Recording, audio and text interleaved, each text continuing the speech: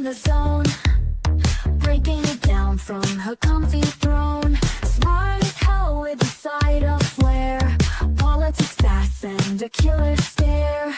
Daisy's lurking tail in the frame, chat's already playing their games. That target day, sharp and bold, hot takes drop while the chaos unfolds. Truth with bite filth in the way, still showing up every streaming day. Brains and vibes, she leads the pack, now buckle in, no looking back. That dark night, let's go!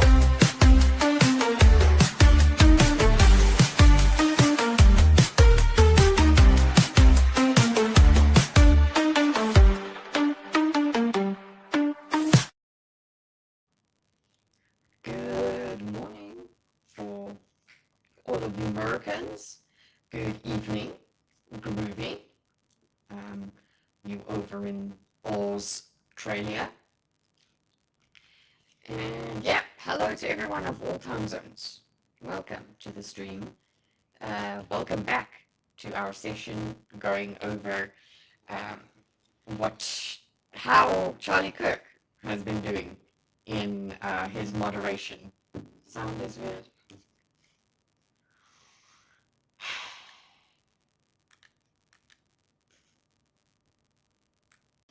Alright, so, no, the sound is still weird. Relax, what is with my, is my microphone not okay? Ah, maybe I knocked the microphone? Seems a bit weird. Hold on. Come here. Deal with yourself. Okay, it's good now? Alright. Well, it's good now because it's not on the virtual audio cable. And let me see if I can just shut this audio cable down a sec and restart it. That's probably the best way to do it. Otherwise we don't have background noise. Thanks for letting me know, but yeah, what I was saying was... So now, there you go. Hello? No, it's called GG. Steel Series GG. What I was saying is welcome back to the stream, to having a look at the moderation skills, or lack thereof, for Charlie Kirk. Just hold on, I'm just going to check. Now, that seems to be fine. Let's see if it works. We need background music, boys. This is a work-along stream. So, we need some lo-fi in the background, courtesy of Creamage. So, I'm going to try it again. Let's see how it goes, okay? Stream. You messing about? You messing about, are you? It seems like it's got something going shh. Is it going shh in the back? I can actually go and listen to it now without echoing.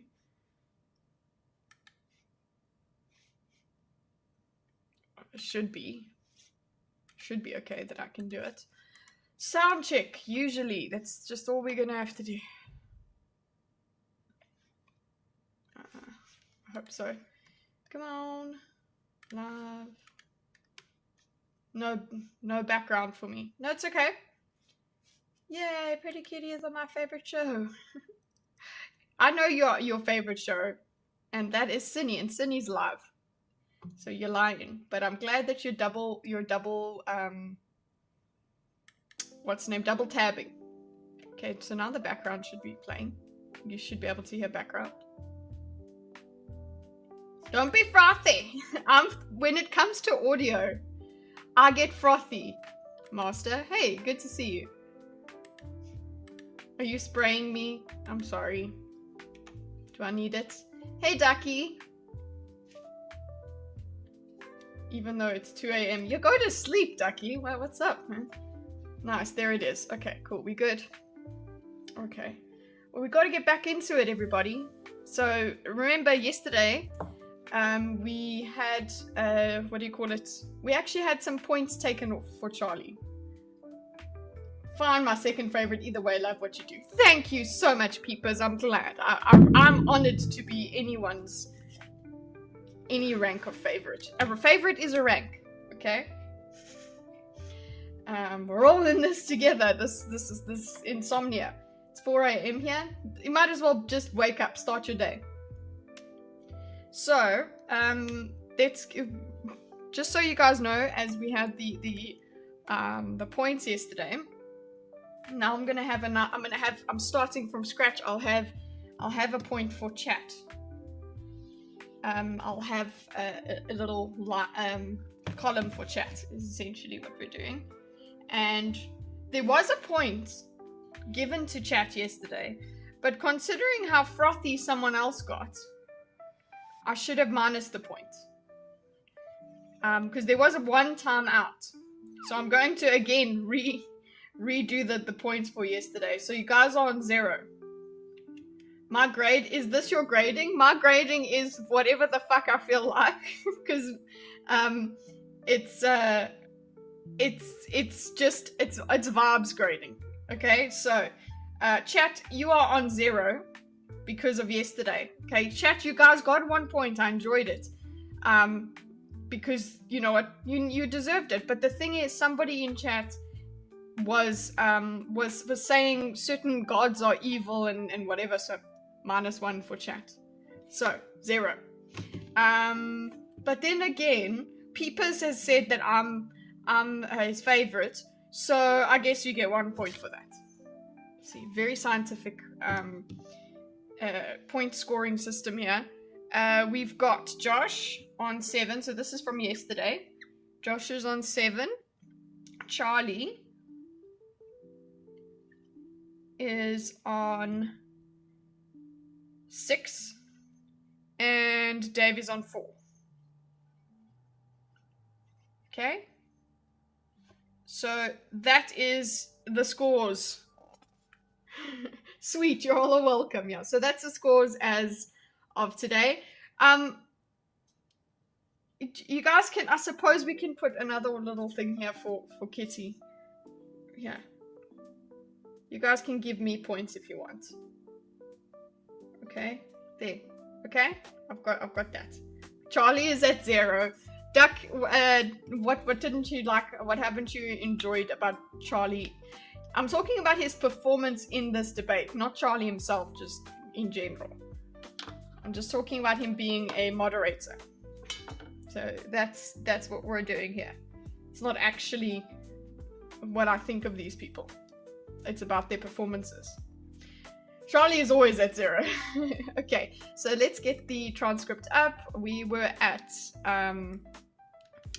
51-58 yesterday. Hold up. Let's go here.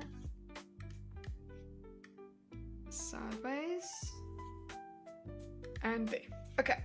Let's present so you guys can actually see what I'm watching and reading. It takes effort, folks. I don't even know what the hell you just put in there. Okay. Whoopsie. We're going this way. That's how we're doing it. Right. So. Doc's not popular opinion that some people are trying to use to push. Right. So we were at. I'm going to get my diagram. You guys don't have to see it all the time. But what I did come here to do was go to the control room so I could mod better. So just hold on. Charlie is always at 0 or Charles. Charles, our Charles is at 9,000! Okay? He is way above 0. Here we go. Control room. We're good. We got you. Right. Are those hormones? What? Okay, is that what you were drawing? Okay, pause that. Cool. We good. We good. Get the X mind up. Right. So we were at the point in the debate where Charlie has basically went into a little bit of a speech about saying there is a lot of Jew hatred online, so he's not about that. So I gave him a point for using his position to do that. Then and so Dave then he went on to ask Dave. He did mention about being responsible for your fans and that sort of thing, that he has some sort of responsibility to basically tell people not to be haters. So this is what he said. At the same time, though, Dave, you have a big responsibility on your shoulders, right? Because you're saying something that is heterodox, not in popular opinion, that some people are trying to use to push a more sinister agenda. So we got to see what Dave's response to this is. Okay. That is heterodox, not popular opinion, that some people are trying to use to push a much more sinister agenda. Yeah, well, I think there's a lot of truth to that, and I think that the fact is that the policies that the U.S. government is pursuing are almost guaranteed to create this. And okay, so is it supposed to echo? Oh, absolutely not. You're right. There we go. Sorry, turned it off. Should be fixed by now. By now, I should know these things. But thank you for letting me know. Again, Scuff's in chat. Scuff's in chat, Master. You can put Scuff in. Go on. Don't trust neither. Both are Jews. Michael, don't make me minus points from chat, eh? I've literally just said how I'm happy that Charlie is against the Jewish hatred online, and you come in here and you say you don't trust people because they're Jewish. Come on, son. Come on. Act like a grown-up. Right. So, we've got here. He's basically blaming it. Look at this. He's basically blaming it on the American policies. So it's like he doesn't take the time to, which I used to be of the opinion, you don't take time to disavow idiots, right? You don't do that. But you gotta, because people will associate you with idiots. They will. So the best thing you can the only thing you should try to do is at least say, I'm not with those people. So make sure that you are not collected with a certain group of people that people will be like, oh, I've got this, that person's got the same ideas. They must have these other horrible, frothy ideas. No, you got to set yourself aside. So instead of doing that so far, Dave goes, oh, well, it's America, it's the policies. I think there's a lot of truth to that. So he does say, yeah, there's truth that there is a lot of hate online. But you know what? You know who's causing it is America. America's got the problem. The policies are what are created there. Cool. That's one thing. That is a valid point for him to make. Okay, if he's saying that, oh no, I do agree that there is actually it gives people that hate Jewish people, it gives them more excuses. Okay, for sure. But then there are normal people that don't actually have that hate, that are just concerned about their country and the welfare of their own state. Those are the ones that actually don't have hate. So we're trying to separate those two groups. But he's not really helping with that so far. It feels like, and what I've seen from Dave is this kind of I don't know, so far that's kind of reluctance to really just tell people they're fucking idiots when they get frothy. Right now, so far, let's see. At the end of the debate, remember, if you go to episode 1, at the end of the debate, I played the bit at the end of the debate where they all agreed that there should not be anti-Semitism online and all of that. They said that, and Dave was part of that. He agreed with that sentiment. But right now he's using his time to say, no, it's the America's policies that are making this happen. So he's more concerned with the policies making it happen than anything else.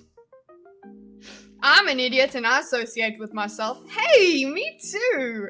But that doesn't mean I associate with you. I associate with myself. My own idiocy. I am of my own brand. Okay, so we continue with his response here. Yeah, well, I think there's a lot of truth to that. That's all he gave. And I think that the fact is that the policies that America, the US government is pursuing are almost guaranteed to create this. Okay. So just the policies. It's as if the policies go in there and make people hate Jewish people. It's almost a policy that we will hate them. He's saying he will obviously say that it's the policies caring so much about Israel that make people get irritated. But anyway, and look, I think there's a lot of factors here. Well done. I don't have nearly enough time to kind of give all my thoughts on this. You better give you should give the very important ones. But I think as you as young people know, right? Okay. Let's see where we're going with this. Almost guaranteed to create this. And look, I think there's a lot of factors here. I don't have nearly enough time to kind of give all of my thoughts on this. But I think as you young people know, right? Even though kind of over the last year with Trump's victory, wokeism has been receding, at least to some degree, it really can't be overstated how much every institution in American life bought into racialism over the last 15 years. And it's like these young kids came up in an environment where that was just considered normal. Like, you judge people by their race and make racialist arguments. And yes, now that has also been embraced by some people on the right. Okay. I will say that I think the best thing to always do in these situations is tell the truth, try to be a good person, try to deliver your message in the most compelling way. Okay. Right, so let's see. So he talks about this. He doesn't have enough time, but what's next? We've got... No, not almost guaranteed to do this. I'm copy-pasting the wrong one. Young people, right? So he's talking about the young people. So it's America who created the American government created this. Then there is the idea that because of wokeism brought racialism into it. So the young people, the people that are online now, they have been brainwashed into thinking in terms of race. Okay. They're brainwashed into thinking of race, and that is now what's making it normal for them to think about religion, or religions such as, or identities such as Jewish. Okay. Over the past 15 years, over the last, so there has been a bit of, we've gotten better, but then we still have had 15 years of wokeism, I suppose. And it's like these young kids come up in this environment that it's considered normal. Like, you judge people by their race and make racialist arguments. And yes, now that has also been embraced by some people on the right. Okay, so we've got policies and wokeism. Okay. So the policies in terms of favoring Israel is what people will get pissed off with, in terms of Jewish people. But another thing that creates it is identity politics. We've always been talking about everybody's identity. So this is his view on the matter, that identity politics has made it fertile for this. I think the best thing to always do in these situations is tell the truth, try to be a good person. Okay, so his solution, yeah, because hey guys, remember we give him shit for not having solutions, right? Some people on the right, cool. So he just says, there's people that have embraced it on the right. Now, the solution would be, I think the best thing to do in this situation is tell the truth. So obviously, the only thing that he has is he's like, no, this is my truth. Okay, so he's gonna tell the truth. Everybody else is lying. Remember this. He's not saying that. This is what I'm hearing when he says it. Okay. Situation: tell the truth. Try to be a good person. Okay. Try to deliver your message in the most compelling way. I would say that it's compelling. The way that he does give his message, people are compelled by it, but it shouldn't be. It's not compelling in when we actually think about it. But the way he makes jokes and things like that, oh, everybody loves it. You've heard the crowd whooping. So that he has been telling his truth in the most compelling way for the frothy masses. Let the chips fall where they may. Okay, so it doesn't matter if we're fueling the fires. Cool. But I do think that the level of Israeli control. See, now he's going back. Okay, now he's going back. Try to deliver your message in the most compelling way and let the chips fall where they may. But I do think that the level of Israeli control over our politics is frankly pretty undeniable, as much as people try to. Look, just think one example, right, of this. So Donald Trump, you remember at the end of the 12-day war? Okay, so he goes back. He says, he does a little bit of, I suppose, lip service to say, yeah, that's kind of bad, and yeah, people are a bit hateful, and the policies, but then he goes back to the idea that he started with, which was the policies that America has are the reason that we have this hatred. And he goes back to now Israeli control over the politics. Hey Tomby, morning, yeah guys, by the way, I will be over having a chin wag over on Tomby's channel tonight. I'm very, very excited for that. I need it. I absolutely need it. So, hello. What defines a good person? Well, it changes for everyone.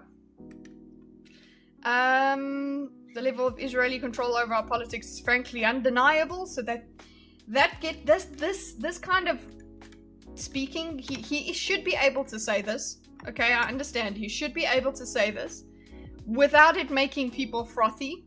But frothy people get frothy on any little bit of thing that you give them, any bit of leeway that they go, oh, yes, let the hatred flow through them. They get very excited. So he is trying to say, I'm just saying that the control is out of this world. It's pretty bad. Chinwag sounds very English. It is. Yeah, so he goes back to this level of control, and now he's probably going to give us an example using Donald Trump and the 12-day war. So these two things are related. Let's see. And Donald Trump starts pushing for a ceasefire, and then what does Israel do? They come in and start bombing regime targets, not nuclear sites. They come in and start bombing, and then Donald Trump was furious with Netanyahu. Obviously, he had his most angry moment toward Netanyahu when he said they both don't know what the F they're doing. I kind of loved that moment. Well, okay, yeah, that was the F-bomb. That was pretty. Look, I enjoyed the president saying the F word. That was also interesting. I do appreciate a swearing politician, especially when it's peppered right. It's not swearing as much as I swear, but sometimes geopolitics really does make you want to swear, and I felt that. I felt that. So anyway, he's saying he's telling the truth, blah blah, control. So he goes back to the control. So he's now bringing up with the 12-day war. He was angry at Israel, and then I suppose what he's going to bring up is that he stopped being angry with Israel because Israel told him to shut up. Essentially. Record, Yeah. I love it. I love that moment too. But then the next day, he's right back to just advocating that they drop the charges against Netanyahu. He's still going to continue funding Netanyahu unconditionally. You know, anyone else, Donald Trump, would have come up with a nickname for him already and just been smashing him all over the place. So he's saying, I want Trump to hate Netanyahu more. I want him to, he's not strong enough on Netanyahu. Netanyahu is his boss, which is the meme, right? That was Donald Trump's decision. So here, nickname for him already, and lure America. So he was trying to lure America into a war that Donald Trump didn't want to go into. But then we still did because he literally chose to get involved. Like, that was Donald Trump's decision. Okay.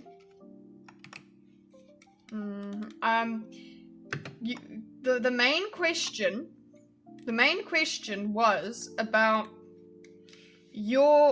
this being used as a sinister, this discussion being used as a sinister as a motivation for more sinister groups. That's what it was. You did a little bit of lip service, but then you carried on with your talking points. And I call these talking points because they are the things that Dave Smith will just always repeat. He'll go the memo and the this and the that, and then I suppose at least what we have here is he's just using the latest Trump stuff to criticize. Fine, this is all his usual, what he has in his bag when he comes to a debate or a discussion. But I feel like if we had a better, maybe if we had a better question, a better worded question from Charlie, or Charlie pushing him more to answer the question, like if he's starting to ramble on, don't let him go. And talk about other things. Go back to my question. You're not answering my question. Because it was actually kind of a neutral question about the state of, about a related topic. It wasn't about Josh's. Josh didn't bring this up himself. He brought it up. He brought up that this kind of, there is this Jewish hatred online and stuff like that. What do we do about it? It was a vague-ish question, but yeah, and but I would have preferred if we could push Dave into answering the question, into saying, look, this is what people associate you with as well, because you are arguing, people are using your arguments for hatred. What do you say to that? Oh, well, no, goes and gives his arguments again. And like, he spends that time doing it. In Israel, and people in Israel say the opposite. What do they say? About Theo Avon and Joe Rogan saying what Israel's doing is wrong. Oh, of course, people in Israel won't say that what they're doing is wrong. So, speaking of which, hi Rui. Hold on. I don't think you'll be able to hear. You, Roy. Did you hear it? But either way, you can see. If you want to know what Roy is about, he's about love. That's why he does this. When he hunts, he puts a little heart. 6-day war, 12-day war. When is the 18-day war? Okay. How's about the 0-day war? Huh? Couldn't we do that? So, where are we at?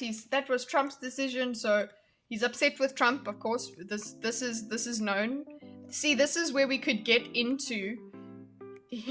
Josh could get into speaking to him about this. Josh could get into arguing with him about Trump's decisions here.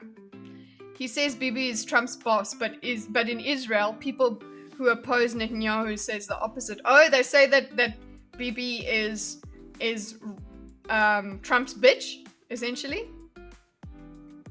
People, it seems like everyone's just upset with their leaders, which is kind of a default position. That should be your default position for government. Be upset, because you're not gonna get what you want. I'm sure there's even people that are upset with Milei at the moment. Was trying to. So interesting, yeah. That people in Israel, I would expect people in Israel might be a bit tired of Netanyahu, but for different reasons to obviously what the Americans are preaching. Lure America into a war that Donald Trump didn't want to get into, but then we still got did because he literally chose to. Okay, here he is. Here it is. Except he did because he literally chose to. Okay, this is an interruption, but bro has been pontificating for the past blah blah blah. But to be consistent, we have to minus from Josh for interrupting. Okay, Right, so yes, there's no sense about the war and how Israel and foreign powers are acting. Fuck all government. You see, does that make you a Dave lover? Because it seems like he just, that's his position. Just fuck all government all the time. Hold up. Don't give me look, I love that chapter. I want to watch that video, but not now. Name for him already and just been smashing them all over the place. He was trying to lure America into a war that Donald Trump didn't want to get into. But then we still got did because he literally chose to get involved. Like, that was Donald Trump's decision. Right. Oh, so that was Donald Trump's decision. No, so what is being posited, I don't know, again, what I would do is, I suppose I'll say Josh's interruption. It's the clearest interruption we've gotten. So I'll put it in. It even made it into the transcript. And usually when there is an interruption. Where's the diagram? It's here, I'll show you.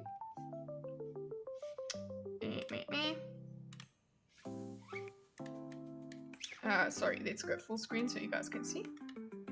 Yeah. So here I'm doing Josh's interruption. I've just put all of Dave's stuff in here, and I haven't what's the name, summarized it, but I've just split it into different ideas, right? And then we've got Josh's interruption. What I have been doing mostly is copy pasting the moderators' speeches and then summarizing the points of the participants. Okay. Here, if you weren't here yesterday, we were doing this. These things are marking points added and points deducted. The red are points deducted. So this should be points deducted over here because he interrupted. This you can see last time we gave points to Charlie for asking a good question. I'm not tired of Netanyahu. He has great support in Israel, especially after Iran situation. After all of that, yeah. So here's the diagram. Donald J. Trump didn't make decisions. So it is your contention that he was forced into action by Netanyahu, or Netanyahu was told. Netanyahu told him what to do. I think he might have been forced into action, but also America needed plausible deniability, so Israel took the flak. That's kind of how I see it, but anyway, I'm not here to tell you what to believe. Okay, so that's where we're at here. Okay, and we'll go back to the video, and we'll come back. I'll show you the diagram again in a little while. Divestment as a Americans' divestment as a political strategy. It's a way to get people to the negotiating table. It's a way for people to realize that they need America, but if it goes on long enough, people will find another way and leave America behind. So America's got to keep a balance between completely staying away from the rest of the world, I suppose isolating itself, and getting better deals for itself. Because if people start looking elsewhere, America can fall behind eventually. That's as far as I can think about it. Let me know if it doesn't make sense. Okay, but it was also his decision. Israelis had a backup plan. Right, but it was also his decision to push for a ceasefire and to try to end. Okay, it was also his decision. Yeah, but I think that is the middle of the road here. The thing that Donald Trump did. He was not going to let it escalate. But he wasn't going to put boots on the ground and do a whole Iraq. Okay, that's the thing. That's what made it successful. So yeah, but now we're just gonna start. This is the main discussion. It seems that Josh wanted to have with him anyway, because this is where his criticism of Donald Trump Dave's criticism of Donald Trump is the first thing that he brought up. I love how they attack Iran and then call for a ceasefire. That's like punching someone in the face then saying, calm down, we're cool, right? No, it's more like you get bitten by a dog. Okay, so yes, they they went and they had a rabid dog, okay, and then they went after the rabid dog to put it down. And then you have this thing trying to come and bite you again, I suppose, another rabid dog, and you go, none of that. Stop it. It's not the same thing as punching someone in the face. That's how they're trying to do it. They how you can frame it for yourself. But if you frame it that way, if that's how you think about it, sure, makes sense to me. Makes sense when you see it that way. Attacking Iran and calling for a ceasefire is like, don't make me do more, because you know I will. That's it. When you're the big dog, you can do that. It's the way it is. I don't know. Cool. So we are here. They are going back and forth right now. Interruption. It was also his Israelis decision. had a backup Right, plan. but it was also his decision to push for a ceasefire and to try to end the thing. And Israel agreed immediately. Well, no, they bombed the crap out of him immediately. That's why Trump was so upset. That ceasefire was a fun time. It's like, okay, fine, you have 12 hours to bomb each other. Like, no, I don't know. I think a ceasefire is, that's it, it's done. It's like, no, but the way the way that it was understood was, look, they had already prepped. They had already got plans underway so that they could stop it in 12 hours. Like, you know, like there's a timer on certain bombs, and they had to let it go. No question. I want to phase out. Okay, so nickname, so that's where we're at. So we've got because of the interruption, they do talk. I suppose we could minus from Charlie for letting them go with this, but we did speak about this yesterday, that a moderator can let the conversation go. I understand. You guys made that clear. So I'm not sure. I'd be happy to sorry, hold on. You should finish the question. No. Where are we at? Simple question. No. They had a backup plan. Was also his decision to put a ceasefire and to try and end. And Israel agreed, so they disagree on whether Israel agreed or not.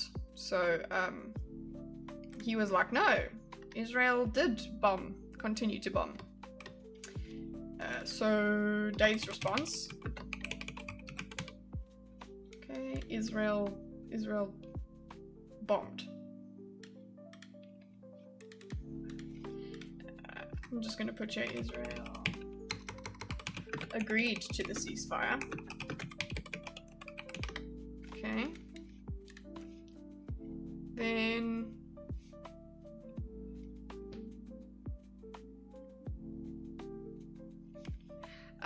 you see this master, that is a thing that people are saying with this, and that is where Dave, I think, comes from with this as well, is this distrust from Iraq. They're like, it's the same thing where they're telling us that there's weapons of mass destruction, but there weren't any weapons of mass destruction. But did the uranium enrichment plants exist, or is there something they're not telling us? Well, as far as we know, yes, that an independent body saw and notified the international community that actually, yes, Iran is enriching to 60%. And that was part of it. So it's not that they have nuclear weapons, it's that they're going to it. If that is in place to make sure that they are not working towards weapons of mass destruction, as in nukes, yeah, then I'm with them on trying to make a deal. Oh, the deal wasn't working. Okay, now we're gonna have to come down on you, like with the likes of nobody's ever seen before and whatever. That's how I understand why they did what they did. And I guess the easy thing to say is, oh, you're just believing what they want you to believe. Fair enough. U.S. aid to Israel. Okay, I established that. Okay. So that's why Trump is so upset. What are we at? Agreed immediately. No, they bombed the crap out of it immediately. That's why Trump was so upset. Okay, that was Dave's response. Okay, and now instead we have a question from Josh, not through the moderator. Josh's response. So we don't have anything from Charlie here. He's just letting it fly. Let's see where it goes. It was also his decision. The Israelis had a backup right, plan. Right, but it was also his decision to push for a ceasefire and to try to end the thing. And Israel agreed immediately. No, they bombed the crap out of him immediately. That's why Trump was so upset. Simple question. I want to phase out U.S. aid to Israel. Okay, I established that. Allegedly, Prime Minister Netanyahu is now getting on board with that as well. Certainly a lot of people in his coalition too. I'll believe that when I see it. Well, he's Okay, yeah, cool. basically said that, so you should believe it. But what No, exactly... a politician saying something Let Josh doesn't finish mean his what question. you should believe. Okay. Dave, let Josh finish his question. Yeah, let him finish the question. I would prefer him to. Okay, so simple question. I want to phase out US aid to Israel. Okay, I established that allegedly. So fine, I'm okay with him doubting Netanyahu. I don't expect Dave Smith to believe a thing that Netanyahu said. Of course not. That's not gonna happen. Okay, fine. Enjoy your doubt. Continue. Ask the question otherwise. If your question is will you believe Netanyahu, then Josh, you're being a bit naive. So, simple question. Let's get to this question eventually. Okay, so he's laying this out. I want to phase out US aid to Israel. Okay. Then secondly, okay, if I'm going to structure the way that he's said this. Secondly, Prime Minister Netanyahu is now getting on board with that as well. And certainly people, I don't know, Rui, can you tell us, do you think, has he said this? Or is it just pandering?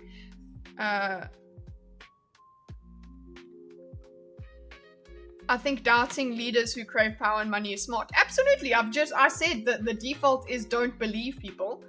But he says I'll believe it when I see it. Sure, that's fine. His interruption, -1 interruption. What has happened here? Josh has started asking a question. You haven't finished the question, but he goes, I'll believe it when I see it. But he has to say that to just make sure everybody knows. Look at him. He doubts it. We know. Okay, let him finish the fucking question. So I will put Dave interruption. Okay, and I'll put that. I'll believe it when I see it, which is absolutely fine. He can be that way, but I'm not. Guys, remember, as much as we are diagramming this debate, I'm looking at the interaction between them and whether they are actually making their points in the most efficient way possible. And at the moment, I'm just irritated with both of them. Okay, with their interruptions. Okay, this does not serve us. Simple question I want to face, so he still hasn't gotten to it. Coalition 2. Okay, and then he has to also respond again, because now Dave interrupts and he goes, well, actually he said it, so you should believe him. He's literally just said, it's like debate brain from Josh, where it's like, he literally just said, I'll believe it when I see it. When it happens, he'll believe it. Well, oh, but he said it, so you should. That's yaha, nah, yaha, nah. No, we don't need that in our debates. Okay, what politician's saying? Let's get Josh. Yeah, believe what a politician is saying. I won't do that. Blah blah. Cool. And then he goes. I'm not going to believe what a politician is saying. Okay. And then we've got just a bit of. I think somebody is cooking something that's making my eyes water. Next door neighbor's enjoying stuff. Where have we gotten? What have we gotten? Oh, Charlie. Charlie gets them back on track. So well done, Charlie. You fucking stepped in, boy. Okay. He got a point. So let's get that on the chart. Dave interruption. Minus point. Okay, and Josh's question continues. What is this damn question? Okay, you should, Josh, finish the question. If the Israeli government were to agree that it's the best policy... Okay, so we're finally there. Okay. If the Israeli government were to... Don't cry, Kitty, I'm not leaving yet. Please don't. What was the question again, Kitty? I was asking you whether Netanyahu was saying he's all for reducing aid from America. I miss Daisy on camera. I'm sorry, she's on the couch. I tried to get her. There's a whole video of me trying to get her to come, but no, she's not coming here. She maybe if she gets hungry, she'll come and harass me. Agree that that is the best policy? And if the United States were to do that, then what in God's name is your actual problem? Okay, so what in God's name? Obviously, that the wording does not help because it makes people frothy when you word your questions that way. But whatever, he's already disgusted to be on stage with this man, so of course he's going to ask questions in a rude way. If the Israeli government were to agree that it's the best policy, and if the United States were to do that, what is your problem? Okay. So if the United States was also going to remove aid, what would your problem be? I would expect that he doesn't have a problem. I would expect that if he should consistently say, I don't have a problem then if we stop with the aid, because his problem is supposed to be with Israel getting so much of the US's money, right? That's the problem. Yeah. I would expect a country, not any country, wouldn't want to rely on America, or like nobody wants to rely on America going forward. People want to get better. Which God's name? They have the same God. They have the same God. They're both Jewish. Because the identity of the government can flip the policy entirely. Okay. The identity of the Israel. You're saying that the identity. So, however, the government because this relationship is not actually as one-sided as obviously Dave Smith would want you to think. Changing the government in another country, as in America, it became Democrat, then it changes your policy in your country. You are at the mercy of another country more than anyone else when you have that deep of a connection. Well, I'm sorry. So if America was not propping up Israel and America was not... If we wind down the foreign aid, then what is your issue? Well, there's other military intervention, obviously. So I'm not sure I follow. I'd be very happy to wind down the foreign aid. Okay, so he's happy, but he's still not... Because remember, Dave is very angry all the time and very unhappy with everything that America does. So Josh is like, cool, so if we stop the aid, will that help? Yeah, but it's still the military as well. So he's like, fine, he's happy, he answered the question.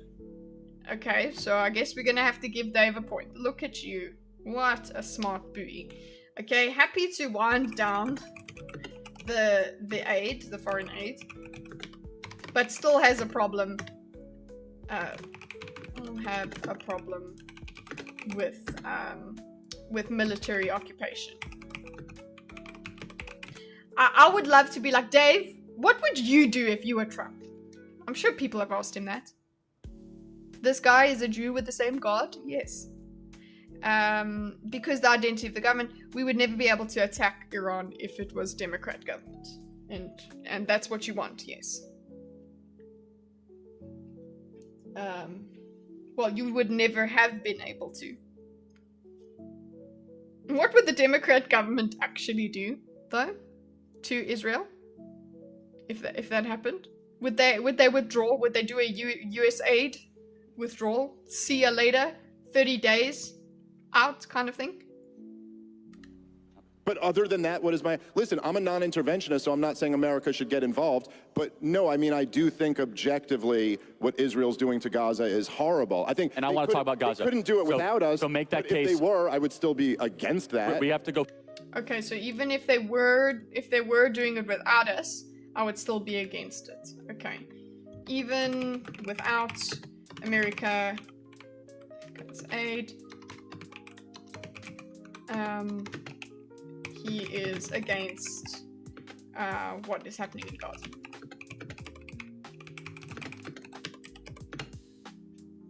Nice scarf. Is it cold in Dubai? Yes, very cold.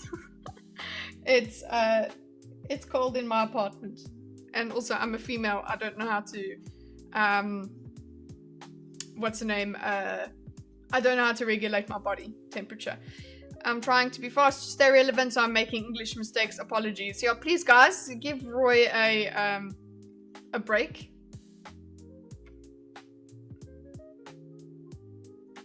But you haven't done anything wrong. I'm not seeing any mistakes, Mr. Rui. Fast because people have flights and stuff, but I want to get to this, right? And we still haven't gotten to the final conclusion. So let's talk Gaza because... Okay, so, wow, this is now... He's taken control. He's moderating over here. Charlie's response. Charlie's direction. Okay, Charlie directs them to discuss Gaza. Okay, and here, let's just copy paste what he's talking about. That's also... It makes sense. We got Josh asking a question. I'm female, give me money. Yes, absolutely. So he's not interventionist, but he still is against... he is still against... He doesn't want the war in Gaza. Okay. Edgy boy. Wow. Doesn't want war. Like all of us. Okay, still against it. We have to go fast, but people will have flights and stuff. We still haven't got to the final conclusion. Because, now, if I go back to the top of my... Let me show you guys. Let me go here and show you the diagram. In the beginning of the diagram... Yeah, this is... Okay, in the beginning of the diagram here, this is what he wanted to cover. Okay, because now, as the moderator, remember, we're looking at what he wants to get to, right? They've kind of discussed the 12-day war, not as in-depth. They could have gone more in-depth with it here. They got to a squabble about the 12-day war and Trump's dealing with it. So they kind of did it, but they've run out of time, I suppose. They've gotten to the conclusion with the 12-day war of, you know what, there shouldn't have been a war. Basically, we know the arguments that both of them have. Is, oh, there shouldn't have been a war in the first place, is Dave's argument. And Josh's argument is it was very well dealt with, and Trump actually did avoid a disaster there. Then influence of Israel on American politics. Obviously, Dave's one is they have a very big influence. And Josh's is, yeah, I actually agree they have a very big influence and I would like us to dial back aid. But at the same time, doesn't have as huge of a problem with AIPAC as Dave does, right? But then, so they squabbled a bit about that. So we've covered that discussion. We did, obviously, they overlapped because they were talking about, this was used, the 12-day war was used as an example by Dave of how, Israel supposedly completely controls what America does. Then now we're supposed to talk about the solution to the things they don't like. So maybe what he's doing with this is getting them to talk about Gaza and say, well, how the fuck do we, because this is the biggest problem for us. How do we solve this? What do we do with that? Because, these are the three things. So if we get to this would be interesting. Obviously, the solution, if we talk about, I can understand that this decrease of American aid, that could be, we could frame it ourselves outside of this debate as a solution. Them discussing solutions, but maybe what he's thinking of when he brought this up was more about the solution to the whole conflict in itself. So that's where we're at, and let's get back to it.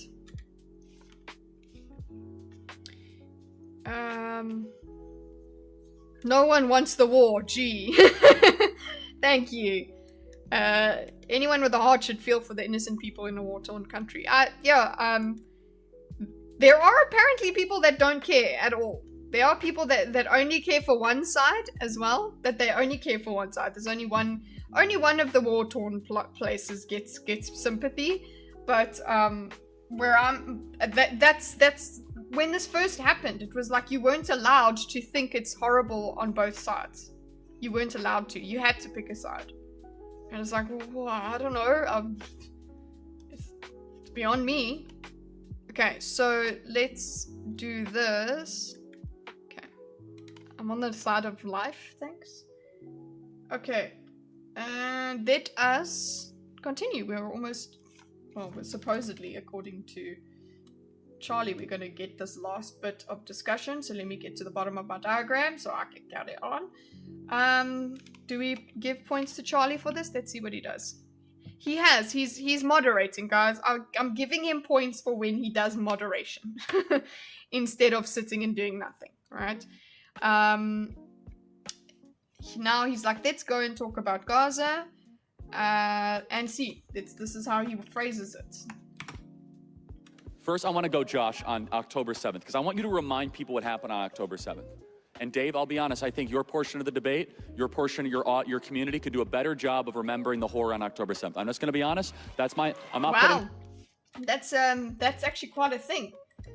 Look, I was already giving him points for that, but the fact that he's actually, maybe people will say that that's actually not a good thing for a moderator to do because he's saying your side does this. I think he shouldn't have said Dave, because he's putting Dave in a position there, but maybe saying the people that just word it a little bit more delicately. He's saying, the way he said it here is, because first I want to go, Josh, on October 7th, because I want you to remind people what happened on October 7th. And Dave, I'll be honest, I think your portion of the debate, so your side of the debate, your community, and that's better, your community could do a better job of remembering the horror on October 7th. So I suppose people are like, no, a moderator is supposed to be, one of the things you can criticize him here for is you're not being unbiased. But I think he's put it as delicately as he could, really. He put lots of fluff in. He padded it up quite a lot. I'll be honest, I think your portion of the debate, your portion, your community. So he put a lot of... Somebody deleted your comment? Are you sure? Let me see. Let me check it out. Sorry. It might have been YouTube itself. Okay, it's... Yeah, it is gone. No one wants the war. Gee, that's what I saw. There's nothing that I can see here. Oh, wait, I'm on top chat. Let's see. These people are debating for clout. No government gives a shit about their opinions. This is very true. That is very true. It's all about what people are talking about online. I can't see the comments. I can't see it either. I don't know what comment you're talking about. Rui, could you say it again? Let me see it if it comes up and then gets deleted. I mean, no one wants the war. Gee. Like, is that the one that got deleted? Because I can see it. Never mind. Okay. Okay, because I can see no one wants the war. Gee. If somebody deleted that, or if YouTube deleted it, because they do. You could put a comment in and then it just goes. It gets disappeared for no reason. People are like, oh, people have said like the way there's one afterwards. Okay, well none of us saw the one afterwards. Was it asking for violence, Rui? Because that might have been taken out. Because if you were saying we want the war, then of course, then it'll take it out. Yeah. If that was what you were saying, that's probably why. Because we don't want to be like, yay, war. Violence only against virtual pets. Don't bring that up. Don't you dare. Don't you dare, Rui. Okay, guys, the reason that he brings that up. Okay, story time. Let's just take this off for a second. We played Red Dead Redemption together, me and Rui. Okay, and a whole bunch of other people. We played Red Dead Online.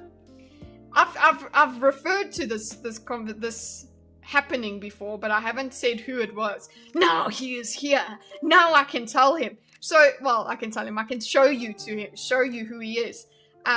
Yeah, essentially, there was a dog, okay, in the town, and I was patting it or trying to pet it, and then Rui came along, and he shot it. Okay? And I got so mad at him, I left the call. I yeeted myself, I left him. I was like, fuck you, Roy. And it wasn't the fun fuck you, Roy, like this. Okay? I was like, I was so upset. Fuck you, Roy. So I left. And I was not gonna be friends with him. And he was like, it's a joke. She stared at me. What else could I do? He stared at me. He looked at you funny. Well, either way, he killed an animal, a virtual animal, and I lost my shit with him and I didn't speak to him for like 2 days. And then I was like, okay, I'm sorry. I'm sorry. I know you were just making fun. I mean, guys, if you want to see times in Red Dead Redemption, there are old clips on this here channel, this right one, this very one, where I punch a horse. But that's by mistake. It was not on purpose. Best friends forever. Yeah, Roy. So yeah, that's what happened, and that's who Roy is. An absolute OG who draws hearts and hunts monsters in his undies. So there's that. But he still kills dogs, so keep your dogs away. And then afterwards, I was scared he was going to kill cats as well, because there's cats in Red Dead Online. He's worse than any griefer you'll come across. Watch out! Anyway. That has been story time with Kitty and Bree. Oopsie. There you go. Right. Charlie directs him to discuss Gaza. I don't like it, so... Okay, I want you to make the best case you can. It's every human being's made in the image of God, so he gets on his Christian box here. Not on you. I'm saying just your community. I want you. Okay, so he said it's not on you, it's your community. Okay. You could do a better job of remembering the horror. Okay. Yeah.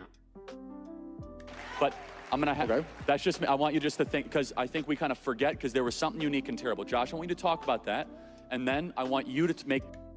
The algorithm recommended me that you this? Well, welcome, Marco. I don't know if the algorithm's a bit sick or whether it got you right. Either way, let's check it out. The best case you can, because every human being's made in the image of God. I don't like seeing dead kids anywhere. I don't like seeing dead kids in Gaza. I don't... Ooh, what a hero, guys. Charlie doesn't like seeing dead kids anyway. Like it. So we're Christians here. So, Josh, I want you to... We're Christians here, good Lord. I'm reading the Old Testament. Whew. Christians and dead kids, man. Now walk us through the series of events, because it can't be lost on us. Talk about Gaza. Talk about the horror of October 7th. Then, Dave, I want you to talk about your criticism about Gaza, and then I'm going to ask you a follow-up, Dave, about something that happened from the Joe Rogan show. Josh, you first. Okay, wow. So he's laid out the law. So he wants Josh to talk about October 7th. So he knows that Josh is the one that to speak about in terms of how bad it was. Okay. I'm just going to be honest. I'm not putting that on you. I'm saying just your community. Okay. Josh, I want you to talk about it. I don't like to see dead children, but okay. Let's see. I'm just curious, has anyone just put your hand up and make some noise? Have you been, any of you, to the parts of Israel that were slaughtered by Hamas? Okay, this is interesting that his first thing to do is that have you been there, because that was the joke, that was the main takeaway that anyone took really from the Douglas Murray debate, which we diagrammed, go back and check it out. The Douglas Murray debate with Dave, one of the things he was saying is, have you been there? Have you been there? And that was not really working for the good. Obviously, we can't expect everybody who has an opinion to have gone there. But okay, let's see what his approach is here. Talk about it. So walk us through a series of events because it can be lost on us. Talk about Gaza. Okay. He's made space for this to talk about. There's usually no space. It goes straight into argument. So let's see how long he lets Josh talk, or how long it takes for Dave to interrupt. This would be a very good point for Dave to keep quiet. Okay. Josh's response. Anyone? All right, a few people. Okay. Why are you wooing? Bowie said make some noise, but still it's got, yeah, woo! I've gone to the war zone. Yay! I've seen it. Ooh. But I suppose, yeah, I suppose clapping is a bit better than wooing, but whatever. So not many people have seen it. This is his main thing. He asks who's been there. And of course he used the opportunity to say slaughter. Okay, he wants to characterize it as slaughter. Asks whether he has been to the site of slaughter in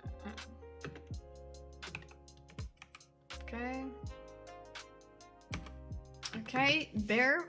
Now what? So I was also there a few months after it happened. If you haven't been there, it's very difficult to describe what you see. You see these kibbutzim, these small villages. By the way, these were typically left-wingers. These were peaceniks that were establishing their villages on the border to try to engage in pen-pal diplomacy, if you will, with the Arabs of Gaza. Okay, so he's describing the who these people were. Okay, and I guess what the immediate reaction will be is, no, they weren't.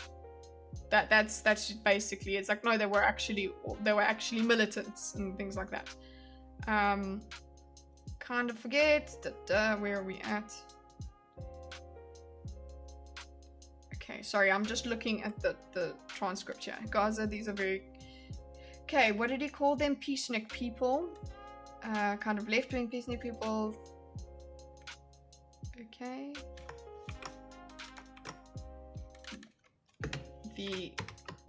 What's it? What did he call it? Pen pal diplomacy. Okay, how would you define it? Otherwise, it was a slaughter. It's not subjective. No, I'm not. What's the name? I'm not disputing that. I'm saying he's using the time to say it. He's not saying, oh, they killed or whatever. He's like, no, it's slaughter. He's making sure he's chosen that word to convey the emotion. He's not taken the emotion out of it. That's all I was saying. They're very kind of left-wing peacenik people. And you see just kitchen... Another way that people usually try and take away the emotion for other things is they say surgical. They say that it was a surgical strike or whatever, to take away the emotion of how something occurred. Where throughout the streets, teddy bears everywhere, blood-stained walls, bullet holes as far as the eye can see. It's very difficult to describe. The only time that I had that similar feeling walking around places like Kfar Aza was when I was in Treblinka, the Nazi concentration camp itself. So, look, Look, in total, and there's a brand new report talking about the extent of the mass raping and sexual violence that Hamas committed on October 7th, combined. Oh, yeah, this is another thing that is so strangely... It's met with such, no, it wasn't like that. Like the Hassan Parkers of the world, they seem to bring this doubt amongst that. You're looking at roughly 1,200 people slaughtered. By the way, not all Israeli nationals. Dozens of Americans were either murdered or taken hostage in Gaza as well.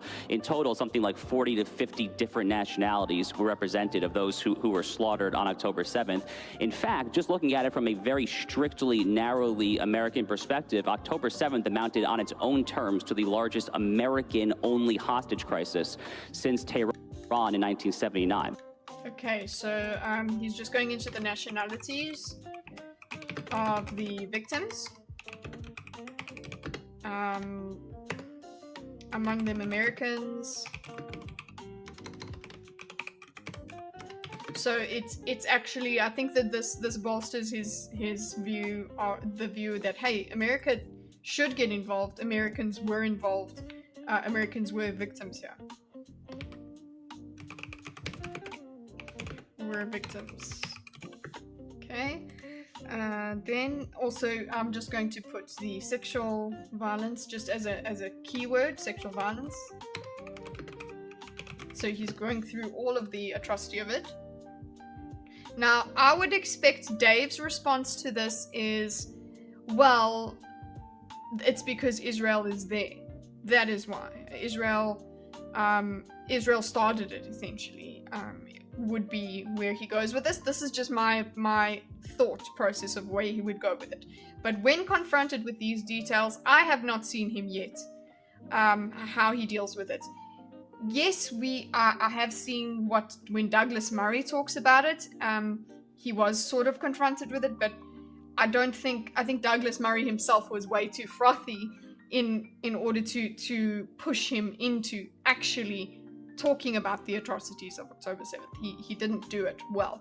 So I'm wondering what we're going to get from Dave here, and whether we get, for just focusing on what the moderator needs to do here, is to try and get something from Dave that isn't just the usual reaches into his bag and says, if you look at this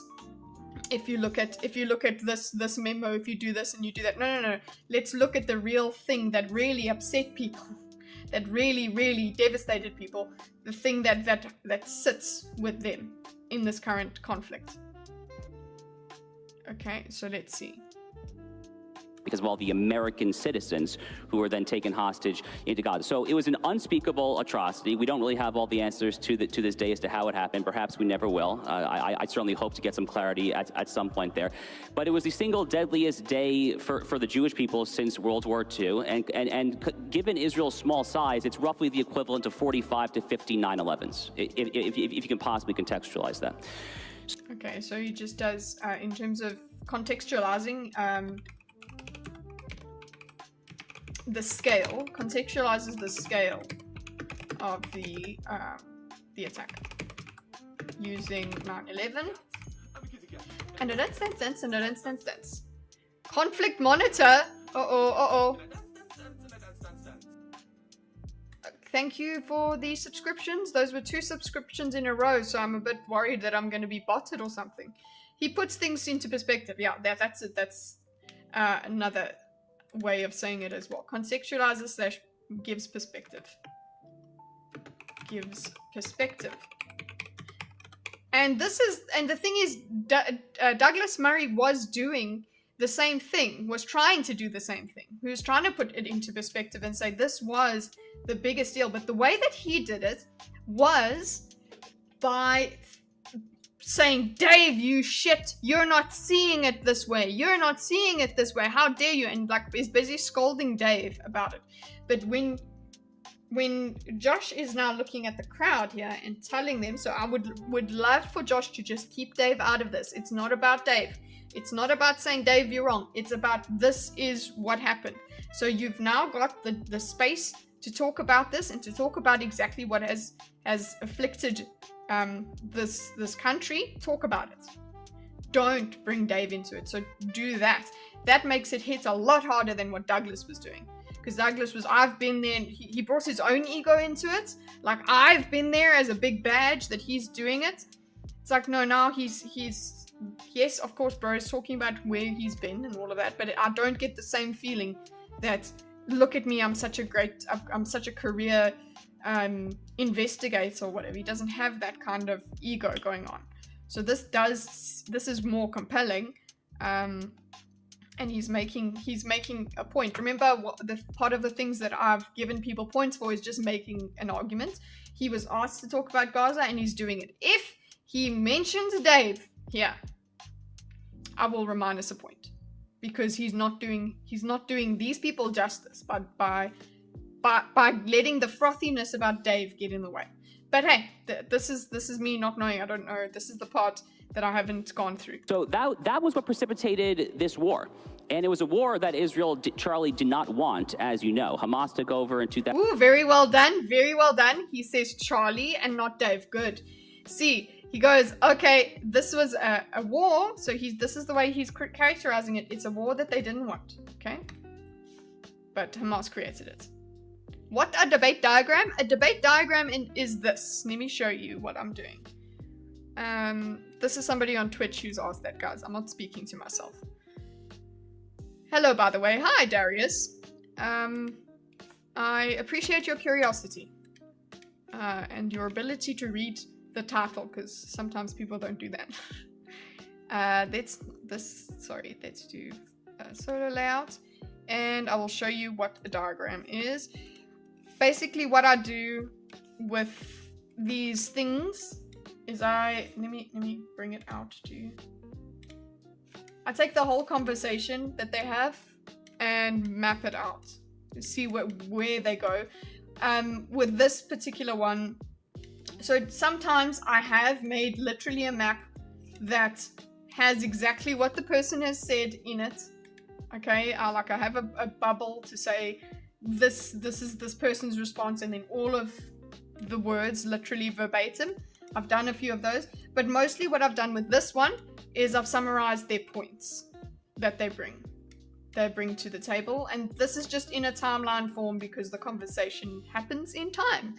But what I've really been focusing on for this whole debate diagram is the moderation, what the moderator is doing, how he manages this debate.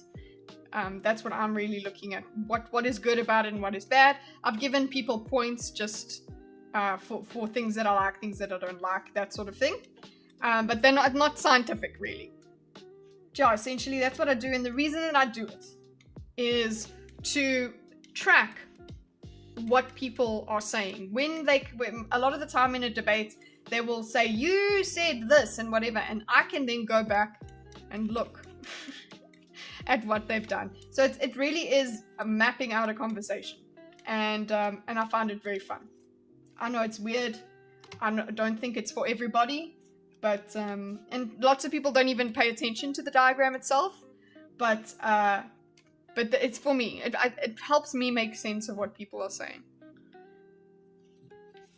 What is the diagram for? It is mostly for me to make sense of things, and for me to be able to point out bits of behavior that I find interesting. So what I do is, so if you say something here that contradicts what you said earlier, I would have a little line that will go up there and say, hey, you actually contradicted yourself. That sort of thing. And just having that, it's like a tool for analysis for me. I'll put in comments and things like that. Done quite a few over the years. So yeah. Also I need to get them published, as in put them on the internet. But at the moment, all my older ones, there are links to them that you can go and view. But now I've run out of credits. Basically, I have to put them as PDFs. So anyway, this program I'm using is called Xmind. So yeah, it's really nice for study notes if you're going to do it. Also, if you wanted to, you could go and get an outliner version of it when you have the program. it basically puts it all into bullet points, essentially. So there is that.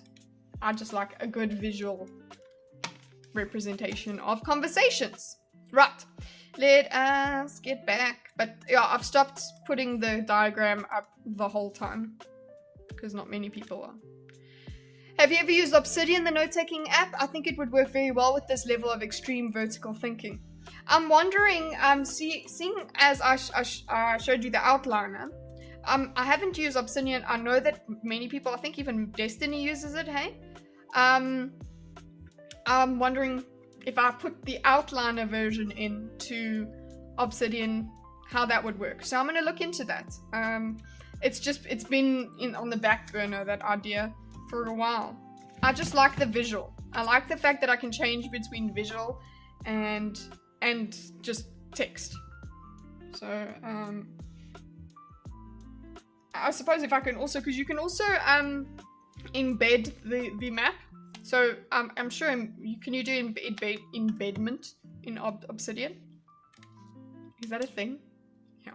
Yes, it's an app that Destiny uses. It can link back to previous notes to make like a map. Yeah, that's what you can do with Xmind as well. You can link to other maps and things like that. But I would expect Obsidian would have deeper links, if you know what I'm saying. Okay, let us go back to the video.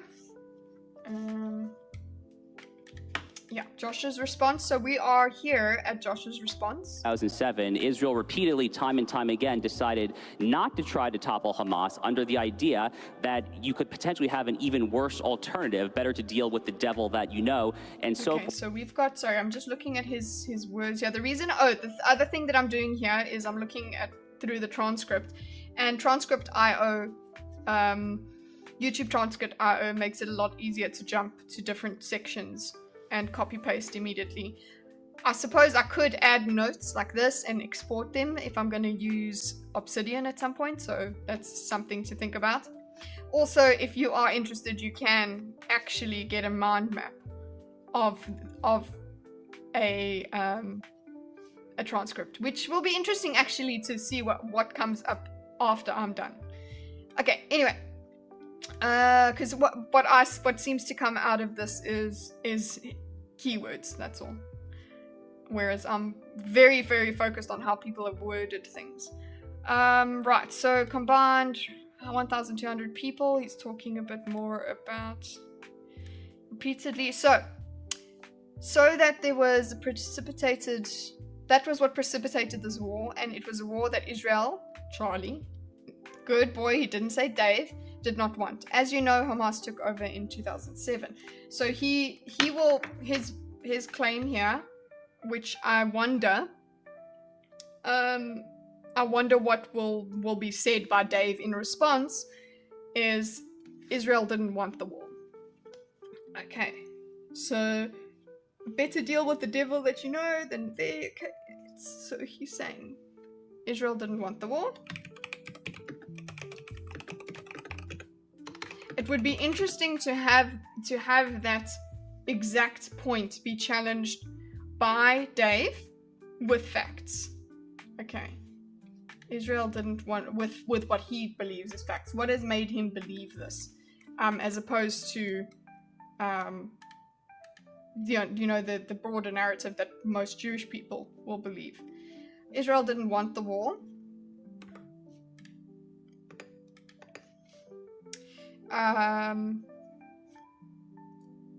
Israel repeatedly, time and time again, decided not to try topple Hamas. Okay, didn't topple Hamas because of worse alternative. Okay, better to deal with the devil that you know, and so forth there. Okay, then October 7th. Forth there. October 7th, I think extremely reasonably, given the sheer level of carnage and terror and just outright satanic, demonic evil that happened, they quite reasonably concluded that policy simply had to end. And what's happened in... Okay, so because of October 7th was so brutal policy had to end. So that's when they became aggressive. Gaza for the past year and a half, almost 2 years now, has been a protracted war in one of the most condensed urban environments in the world. It is very, very, very, very difficult war-fighting conditions. I would like to remind you just of at least one or two very simple facts. One is that, let's not forget that Hamas, who Israel is at war against in Gaza, is a U.S.-recognized foreign terrorist organization. Okay, so he mentioned the conditions. Okay, so it's a difficult place to be in war, as if there's an easy place, you know. No, every place is, you know, I understand what he means. Conditions are very difficult for warfare, cities, etc. Populated, okay. Right, that's a problem. I suppose that would be used as an explanation for the other side of the conflict, the destruction that probably Dave would bring up as well. So there's that. Then he also brings up that, okay, just talking about Hamas as a terrorist. And also, you remember, he recharacterizes the war that Israel is having is with Hamas.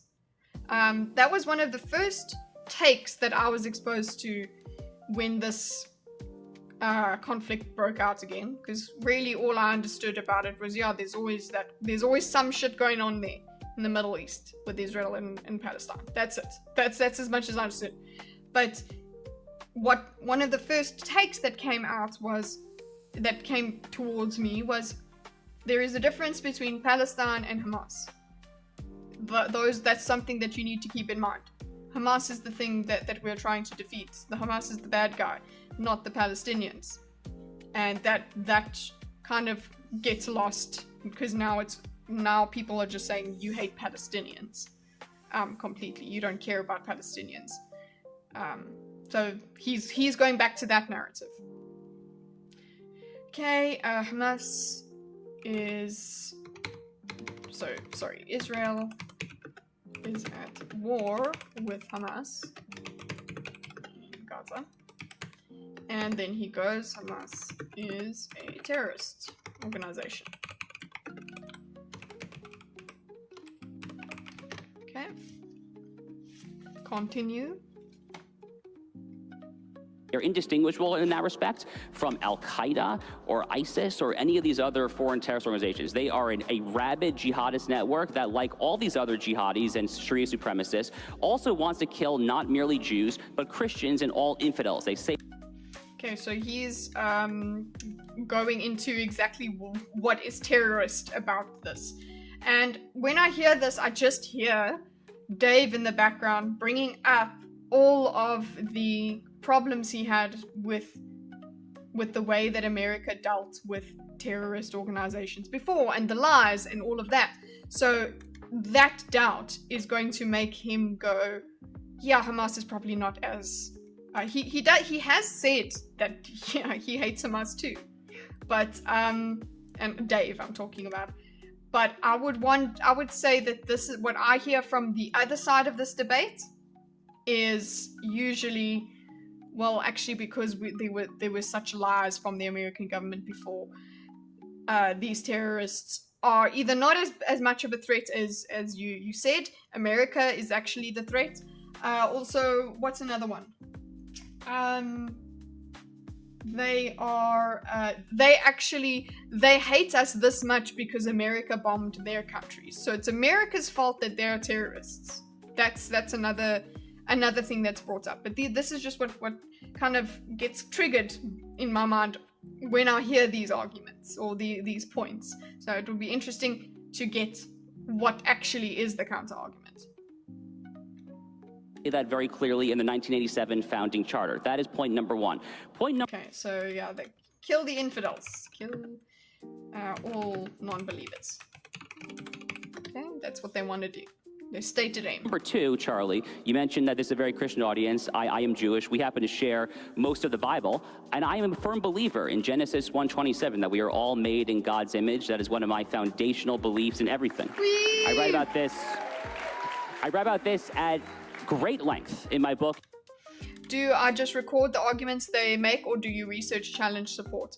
I don't research them. I mark them as this is a point that he's made as a factual that you can go and check.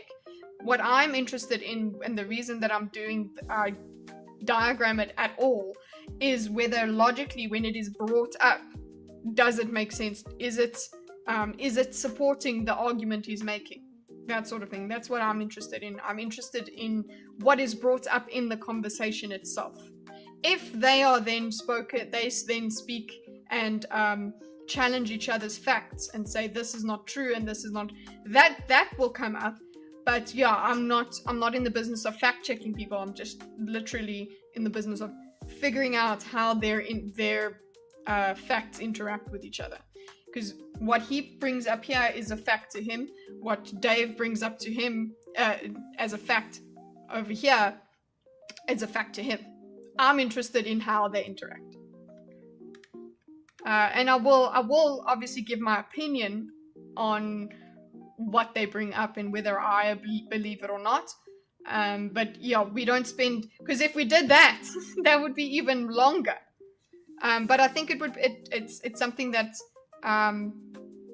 having it marked out, having the facts marked out and say, okay, go check on this, check on this, check on this.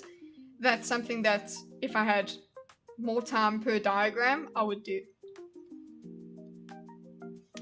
And how the moderator is doing his job. Exactly. That's especially the reason I did this one. The reason I did this one, even though it's gone into 3 sessions, but the main thing that I was doing this one for is because I'm tired of talking about Israel and Gaza. I am. It is tiring. It brings in the worst kinds of people.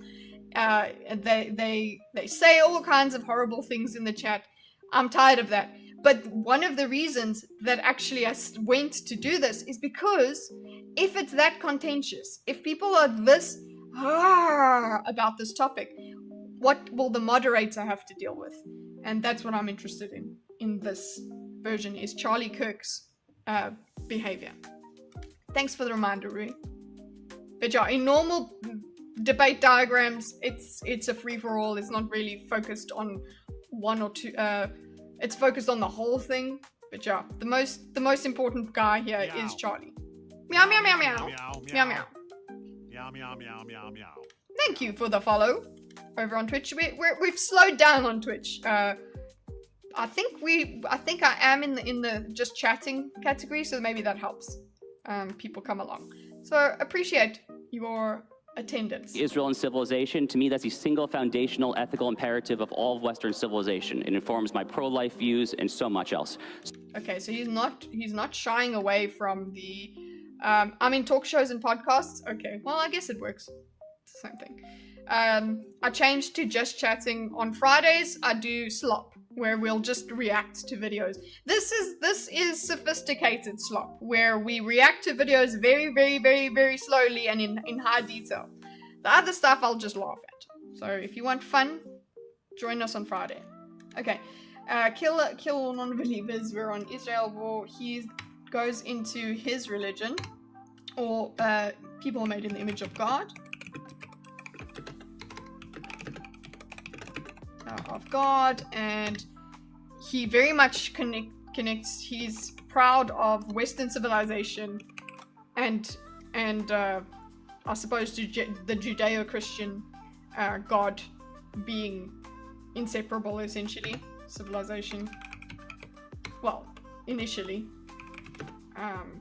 based on this principle. Okay, cool. Socratic slop in it. So I, like you and like so many others, also weep whenever innocent people are dead. There are 2 points to make, and I'll make them very briefly because I know I'm sensitive to time.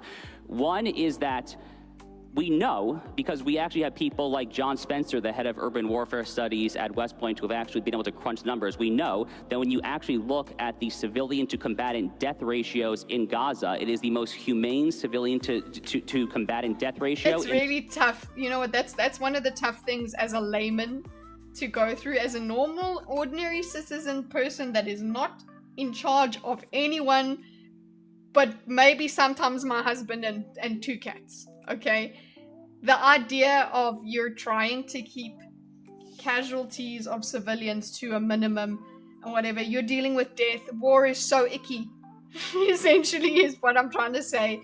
It's so gross when we have to speak this way, but that is something that we have to deal with as humans. It's gross. We want it the other way. I want the utopia of just never war, but he's like, yeah, cool. So basically we're trying to, he's gonna be happy. He's going to celebrate this ratio of civilians. We've got the fewest casualties, whatever. I can see Dave saying, how could you be happy? These are still people dead. You're reducing them to numbers. Fair enough. But then also, and I don't want the war at all. Fair enough, but there's nothing. What do we do? What do we do? We still have the conflicts. We still have. It's out of. It's out of control. The history. It's all out of control. We're not going to zero. We cannot. We're not going to all shake hands. So how do we deal with this? Anyway, war icky. I can carry on with that, and that's also part of why we don't finish our diagrams, because Chintzia has to talk about the same thing over and over again. People are made in the image of God. Cool. So he's saying he's upset with that, but then here, the numbers. This is something that I'm sure, Darius, this is something that would be part of the fact-checking part of the diagram. Would be war bad, really good. Yes, absolutely. Sorry, I keep reading chat at the wrong time. Would be really bad. Anyway, to topple Hamas under the idea. Okay, wait, I've got to go down here. Auto scroll has been off this whole time. That's why I'm like, where are we? Okay, so combatant civilian to combatant death ratio. Combatant death ratio is lowest in the entire history of urban warfare. That's where I'd go, oh, so it's urban warfare, okay, that we're going to talk about, okay, in the history. I heard a cool a cool quote this morning that if anyone ever brings up statistics, they are trying to lie to you. So it's like, oh shit, well, I mean, just assume they're trying to lie to you. So this would be that would be what Dave does with this. Obviously, it's just. But then don't come to me with your own statistics. Then just say you don't believe any statistics. Just say you don't believe anything. Okay, civilian to combatant death ratio is lowest. Ratio is lowest in the history of urban warfare. I'll put that as, who does he say did that? John Spencer. Okay, Spencer.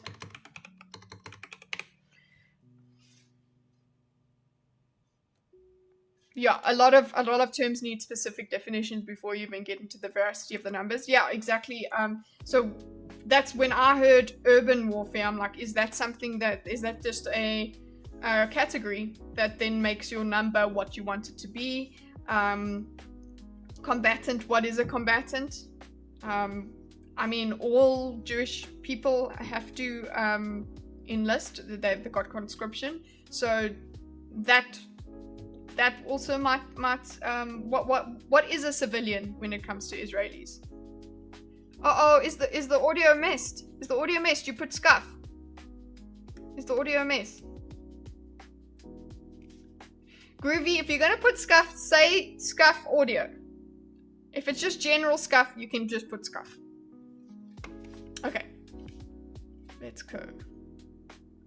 Audio is fine here on Twitch. Okay, awesome. No, we have issues with the freaking audio. Oh, the entire history of urban warfare. John Spencer was there, by the way, in 2016, 2017 in Fallujah, Iraq, during the Trump-led ISIS counterinsurgency. The United States Army, God bless them, did not even do quite as well as the IDF in terms of civilian to combatant death ratio, according to John Spencer. Okay, so he even goes, the IDF did better than the US. IDF did better than USA on that ratio. Cool.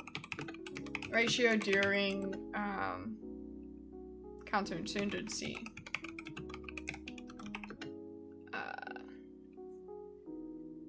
Counterinsurgency, Trump-led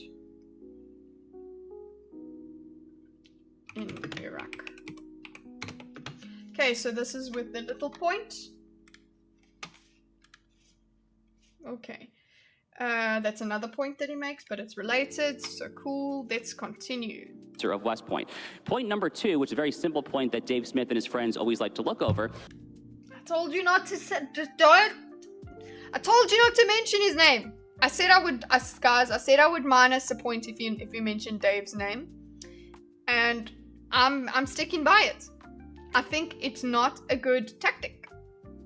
I want you to focus on the people, focus on your argument. You don't need to bring the others in yet. Okay? You were very good. He stopped himself. He said Charlie instead in his previous point. So I've minused a point there. You see how my points, Darius, new person, well, really, also, this is the first time I've also actually done points on a little whiteboard and everything. I have done debate diagrams with life bars, and basically the only thing you do is you start with full health and then I take away points. And I think that one is where I'm gonna go in the future, because yeah, this point system is absolutely unscientific. It's vibes. But essentially, I've been minusing points when you are doing something behaviorally that is just not gonna work out for you, or it's not making your argument stronger. So here we go, minus 1 point. So adding a point is not me agreeing with someone. Minusing a point is not me disagreeing with someone. It's me saying that's not a good thing for you to have done. And yeah, I've done the same with Charlie. Charlie has had some minus points in the past, in the middle section. In the beginning, he was freaking amazing. I thought he was doing absolutely great job. But then he kind of, I suppose, got tired in episode 2, and now this section, a mix of both. Is that when you're just trying to ascribe moral culpability to every single tragic death in Gaza, Charlie, you made this point so well in your recent debates over in England against these highfalutin British faux intellectuals at Cambridge and Oxford, when you said that the moral culpability comes to people who are using human shields. That is... Okay. Oh, this is one of the main arguments, is that they use human shields. But if you shoot the human shield, that's a problem. People are upset with you for shooting the human shield. Hey, take points off that guy just in the UK. He called them midwits. Let's go back here. Let's read it. Suck up. Yeah, he's sucking up to the moderator. You made the point beautifully. Listen, if somebody made a point beautifully, you gotta tell them though, because I like it when that happens. I do like to tell people they've made beautiful points. Combatant death ratio. Sorry, the auto scrolls even messed me up. Just trying to ascribe. So, which is a very simple point. Point number 2, okay, his friends always will overlook, is that you're just trying to ascribe, when you're trying to ascribe moral culpability to every single tragic death in Gaza.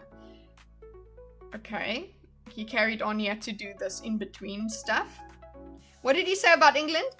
Well, in your recent debates over in England against the highfalutin British faux intellectuals at Cambridge and Oxford, when you said that the moral culpability comes to people who are using human shields, that is just how it works. Okay, fine. So ascribing moral culpability, let's put that in there. Should be moral culpability of all deaths in Gaza. I don't think that is the way that Dave and his So you're just saying that, oh, they missed this point. It's like, no, they actually view the world differently. The human shields bit to them is not good enough. They want you not to shoot the human shields. That's what they're saying. That's where they're at with this. So this is one of the things where we would go, oh, here's the line. Here is where they literally just cannot cross over and agree with each other. Moral culpability of all deaths in Gaza belongs to the people.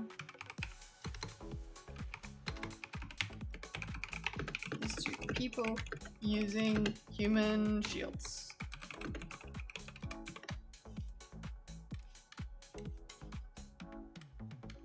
Okay. I think human shields is a war crime as well. Okay. The irony of a comedian and a columnist there calling other people faux intellectuals appears to be lost on them. Yeah, about us and the people that he was talking to were at Oxford were like, okay, I suppose there were it was a lot of university students, but yeah, they're Oxford and Cambridge. So if we're gonna find intellectuals, maybe they're there. That's what they're supposed to do. It's what they're doing with their time at this point. But a columnist is a person who opines, and so is a comedian. But I think it was Groovy who said it earlier. No, not Groovy. It was Master who said it earlier. He was like, nobody gives a fuck what their opinions are. But the thing is, they are representatives of people that share their opinions, actually. So the governments don't give a shit, but the people that follow these people, they do care about their opinions. They do care. The people that follow Charlie Kirk agree with him.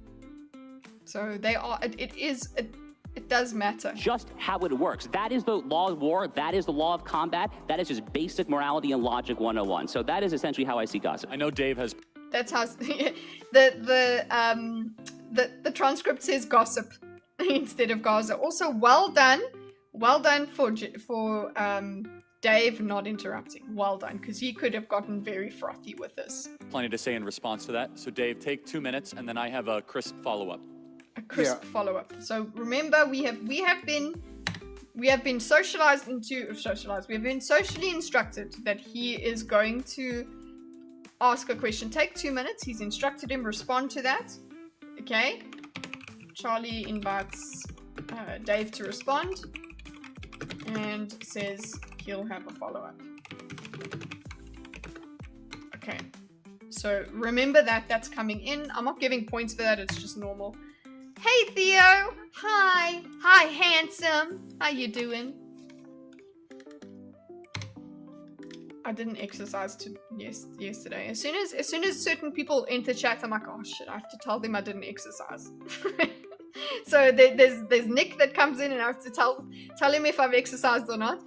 If Theo comes in as well, I've got to tell him whether I've exercised or eaten badly or whatever. So I'm sorry. Are you sick, Theo? Or sick as in you're angry with me? Are you sick? No. I mean, geez, there's a lot there. Yes?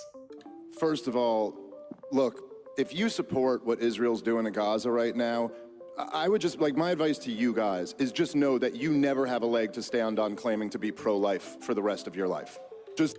Okay. Sick with the flu? Oh, no. But you're probably still at work.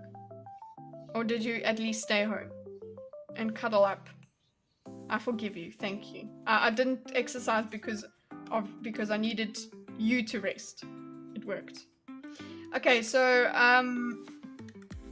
we've got his first. So Dave's response.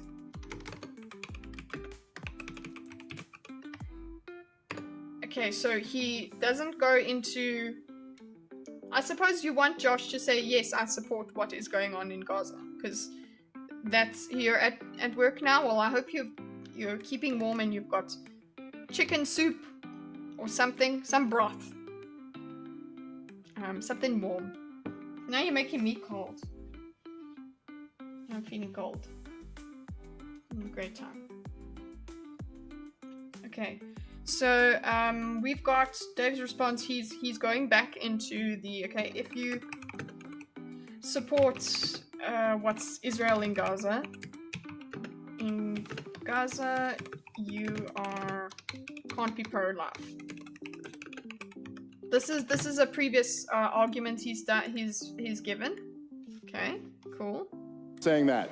If you, Boo! oh, so it's okay to support Let's not boo our speaker, Dave. Oh, they booed him. Okay, because he's saying boo, don't. So he's saying that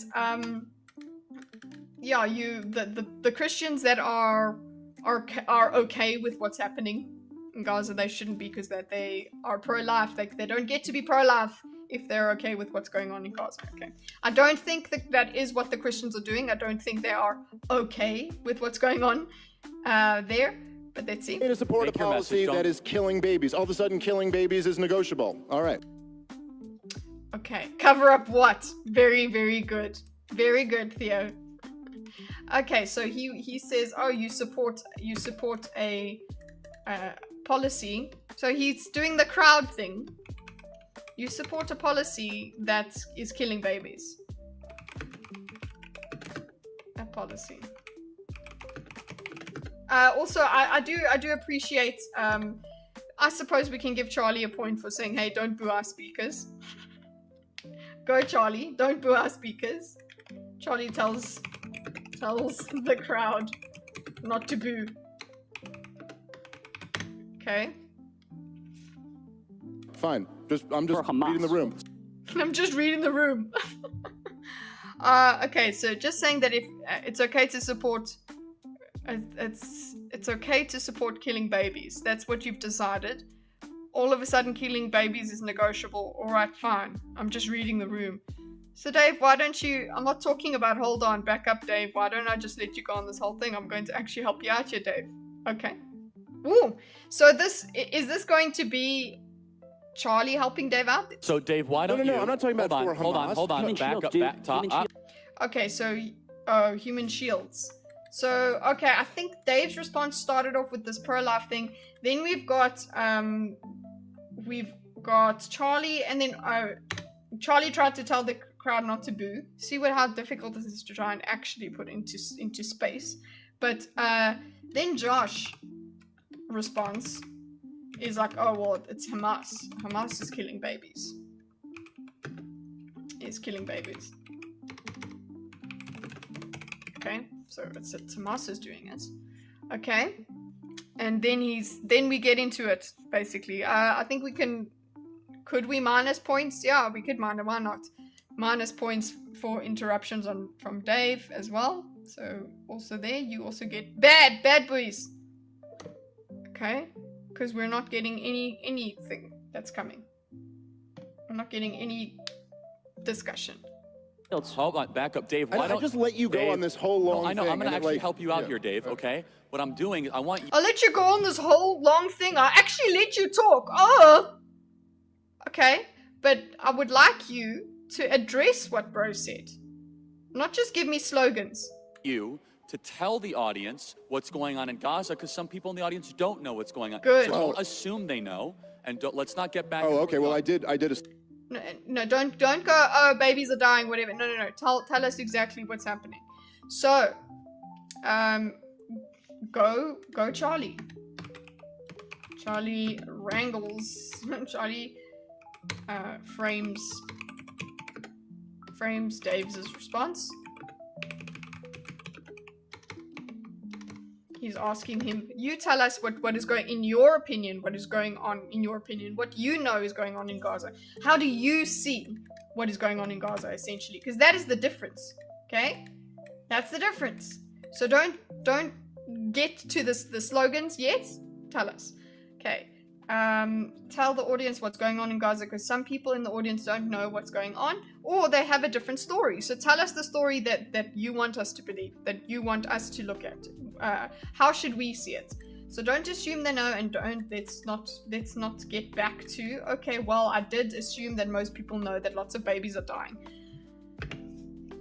Assume that most people know that lots of babies are being killed in Gaza, but maybe I shouldn't have assumed that. He's being so pissy. Okay, yeah. I suppose this is what you are. You're you're a what do you call it? You're a comedian. You're supposed to be snarky. That is your default. Okay, is be snarky. I thought people knew about it. No. Just see what the moderator is trying to get out of you. Work with him. Don't be sarcastic about it, Dave. Yes! Don't be sarcastic about it, Dave. Charlie! Yeah. We're not here for sarcasm. Fuck your sarcasm. Yes, Charlie.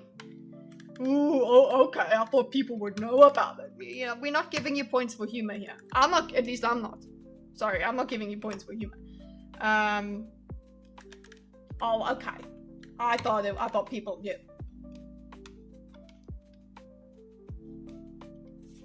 Don't be sarcastic about it. I love it. Instead, I mean this. Because No, I meant that not literally. everyone I has did been Thank you, in a Mitch. loop where they're on social. Oh no, I meant it. I meant it. No, you were being snarky. Shut up. Media all the time, okay? So walk through numbers, walk through what animates you to say something like that. Well, Yes, that's what I want that is what I want in a debate, right? In a debate like this, what animates you? Tell me what. Remember when I said, oh, I don't like them taking out their bags of this fact. That's not me saying I'm gonna ignore the facts. It's more like I want them to give me the steps that made them move to their opinions. I want that understanding. I want to know what's underneath there. So I like that wording. What animates you to say something like that? Okay. What animates you to say? Walk through what animates you to say something like that. Don't just say it. Don't just come with your sarcasm. Okay. I want more. I require more. When we are on online and we're chilling and whatever, cool, you can do that, but yeah, this is what I'm trying to seek. I'm seeking truth. I'm seeking understanding and clarity. okay, well, let me respond to a few of the things that Josh claimed. I mean, if you want to go, there was just a major report a couple weeks ago in Haaretz, the Israeli newspaper, where they had a bunch of IDF soldiers. They actually had one who went on record who was saying that they were ordered to shoot at crowds of people who were going into All right, what a desperately... libel left wing. Okay, so now we're gonna he is actually going into his bag and taking out a factoid thing, but now this is the proof. He's saying, look, this is stuff that Israel is doing that I'm not happy with. That is an argument. Okay, what is your answer to this, Josh? How do you speak for this? Can you at least condemn it if that is the case? I've seen Israelis condemn it. I've seen people say it wasn't. I've also seen people say it wasn't them. They were not ordered. We didn't give them orders. This was just them taking it upon themselves to do it. Seen all kinds of discussions about what actually happened with people killing people at the aid sites. That's actually what he's brought up here. Okay, so Dave's response. So he's not really going back to, as much as Charlie was trying to give him room to give me a broader argument, he goes, here is one thing. Here is an example of Israel doing things I don't like. I don't support Israel doing this. Okay, and what is the word there? So it's IDF soldier shooting. IDF shooting. Let's just call it shooting Palestinians getting aid at, where is it? So he goes, oh, libel, left-wing filth is what Josh is saying. So he just outright denies that it happened. Once ago, there was a major report a couple weeks ago in Haaretz. From Haaretz, sorry, and from Haaretz. So I remember reading up on that and being like, "Holy shit, that's gonna split people." Soldiers, they had one went on record who's saying they were giving orders. So orders to shoot people. The other argument that was also given is they were actually shooting at people that are trying to siphon off aid from the Palestinians into Hamas. So Hamas is stealing aid. Filth, by the way. Josh, I let you talk. Let's please. Yes, good. So we've got a minus for Josh. Josh, you can have your time to respond to that. That doesn't help. So I'm saying yes to Charlie for saying I want Charlie to be consistent when he reprimands people for interruption. So he's done that. Charlie reprimands Josh for interrupting. So I've taken the point for the interruption, and I've given the point for to Charlie for addressing it. Okay, Josh interruption. Left wing.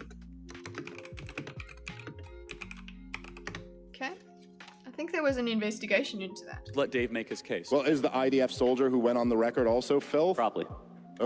Okay. We don't need the back and Okay. forth. All right, there you go. So if there, see, you're, whatever. That's when you'll criticize the IDF. Look, Josh is just lying when he says that Israel.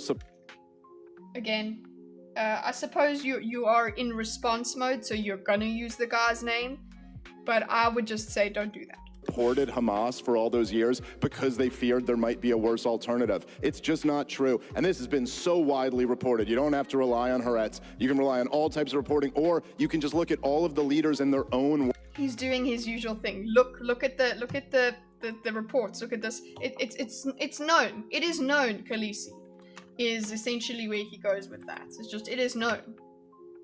What if I don't know, Dave? I'm not going to take it just Charlie says, it's not orthodox what you're bringing up. So I'm definitely not going to just lap it up like a lapdog. I'm not going to be like, oh yeah, what Dave Smith said it, eh?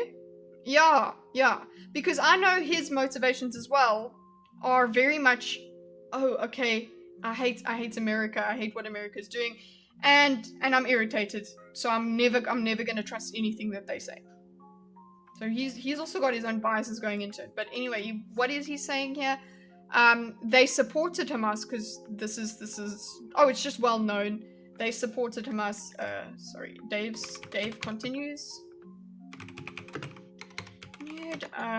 They supported Hamas because they didn't want the alternative. Israel supports him. Josh is just lying. When he's just lying. He's just lying. Nice. It's fun when you're properly just saying the person lies.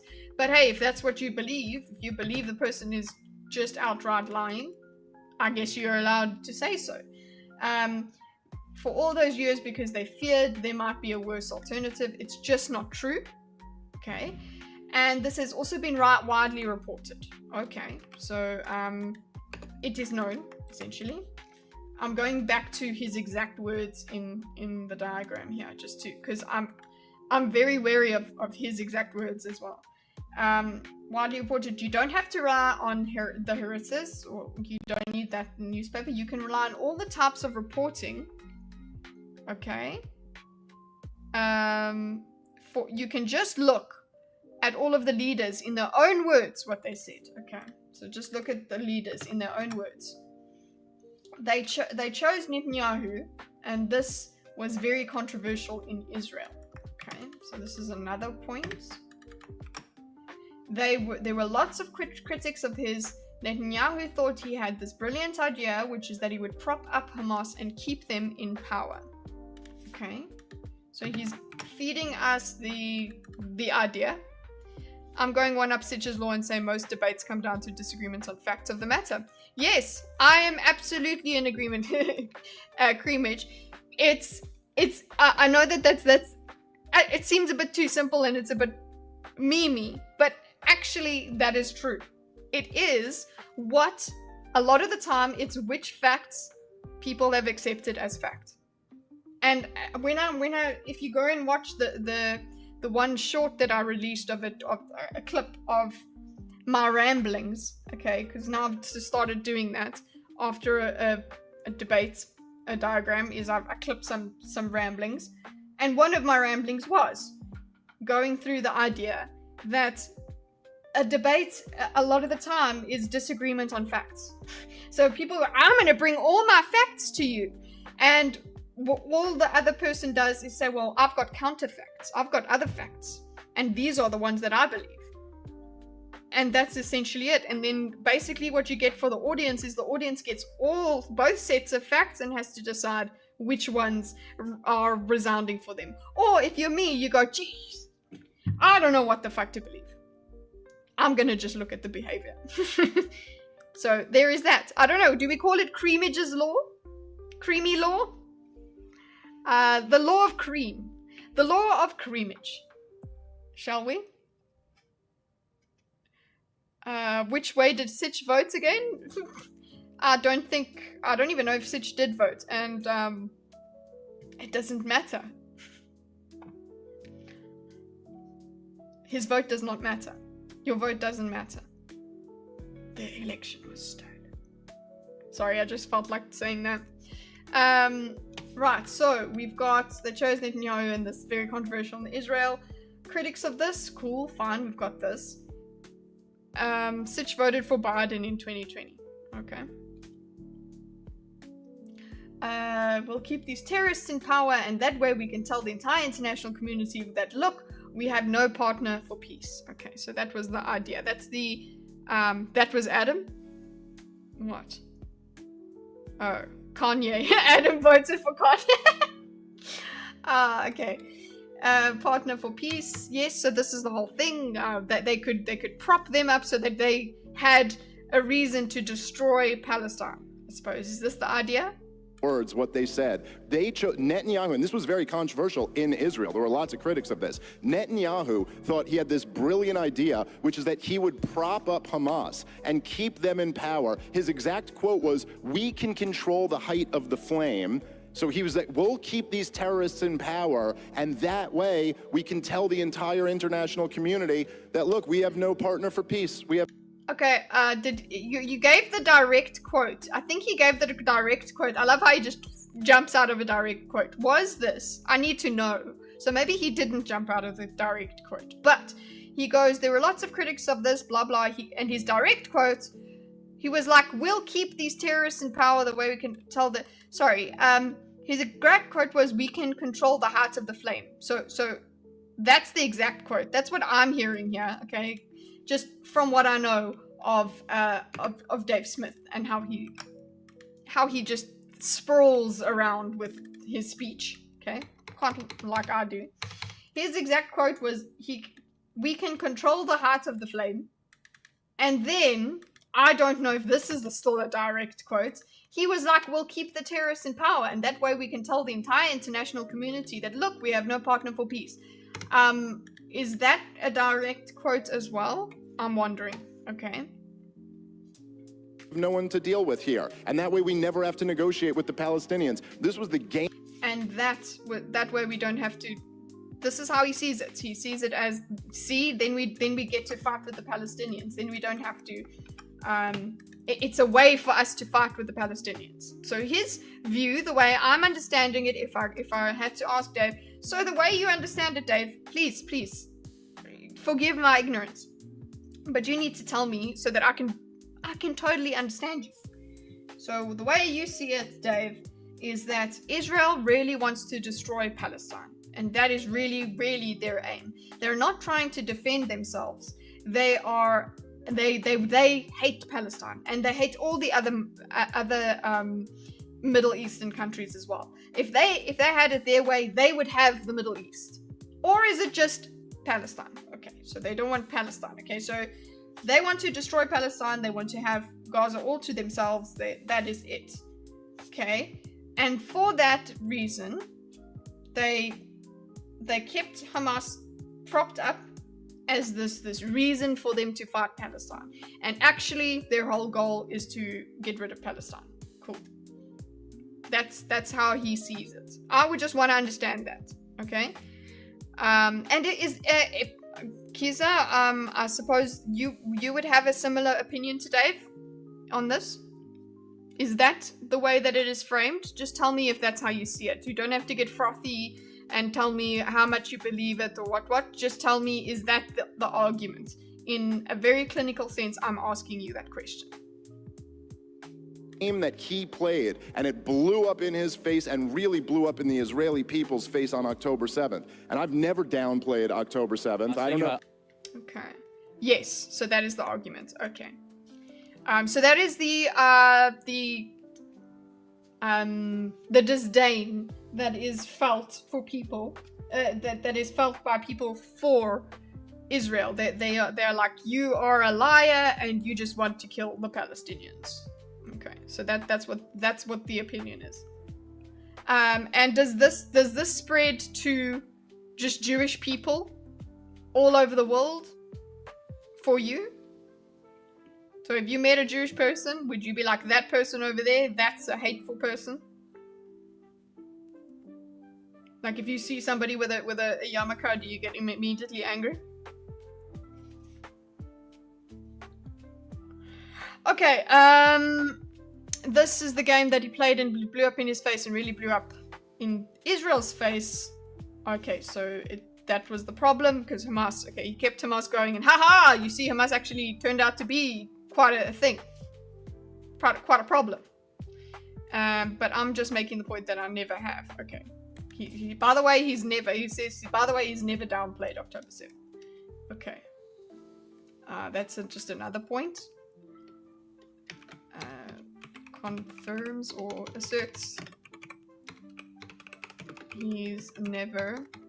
Well, technically, yes, as they refer to me as Goyim and believe I'm subhuman, and they forget my people created the nation state of Israel out of thin air.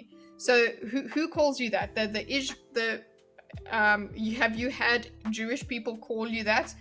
What is Goyim? What is it? Is that a non-believer, a non-Jewish person? It's a slur for you? So it's like a mutual hate is what you're telling me here. They view you as subhuman.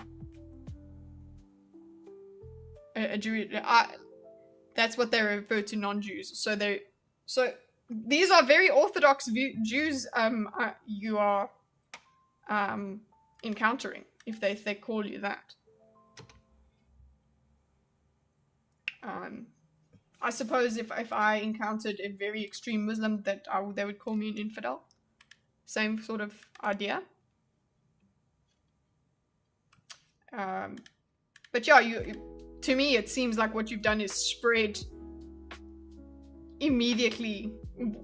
You've decided that this is what people think of you, and therefore you have a reciprocal hate that you've perceived.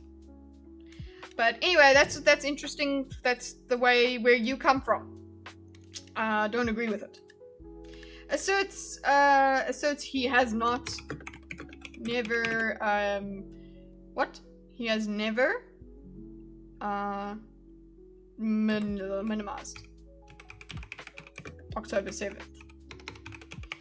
He's just interpreted it as not the reason that you would continue with the conflict. I know, but I'm just making the point that I never have. Thank you for that.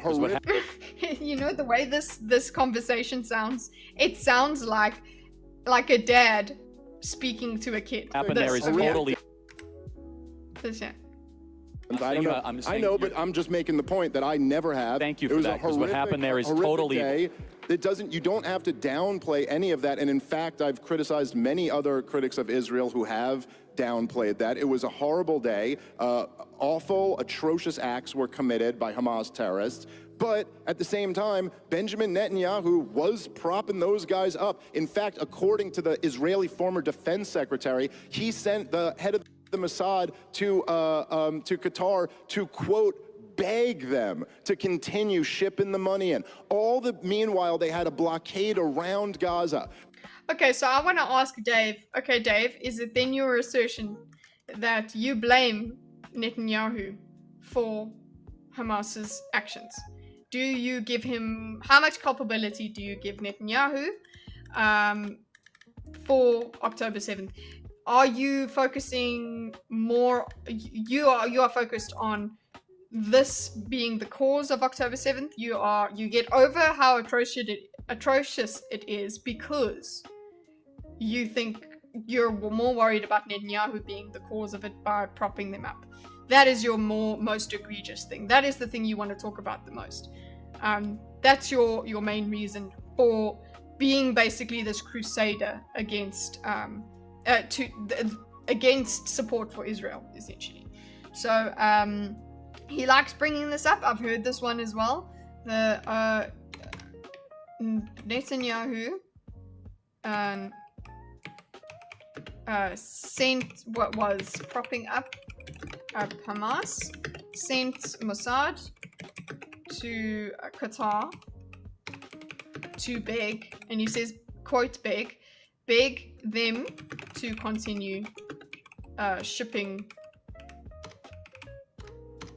money to Gaza, to Hamas, and then also, by the way, blockade around Gaza. So he has a problem with that.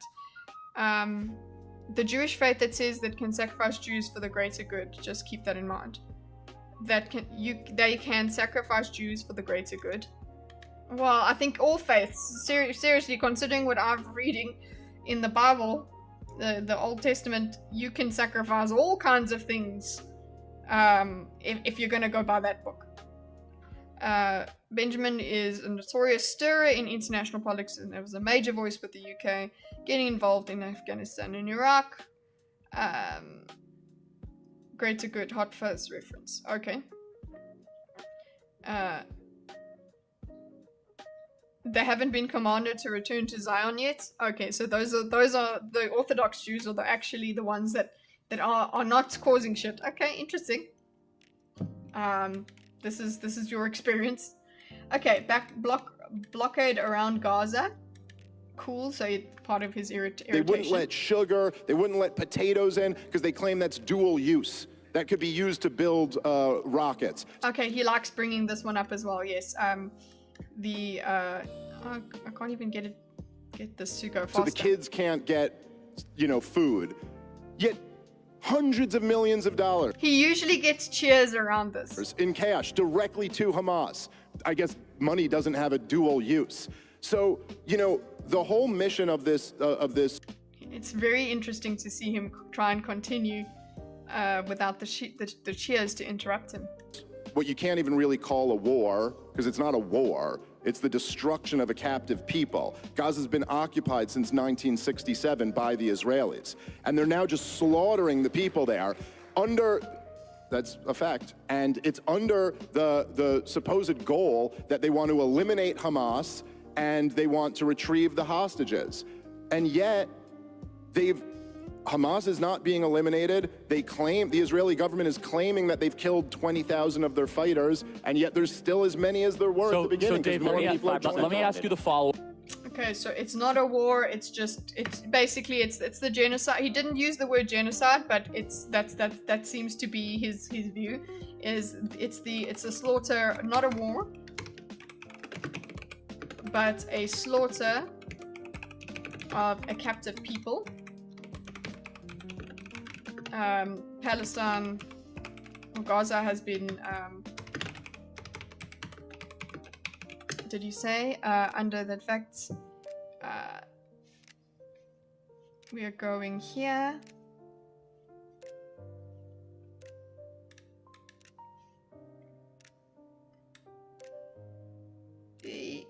Where are we at? Oopsie. Where are we at? We are at? Oh, 70. 60. Every infidel. Okay, we've got that.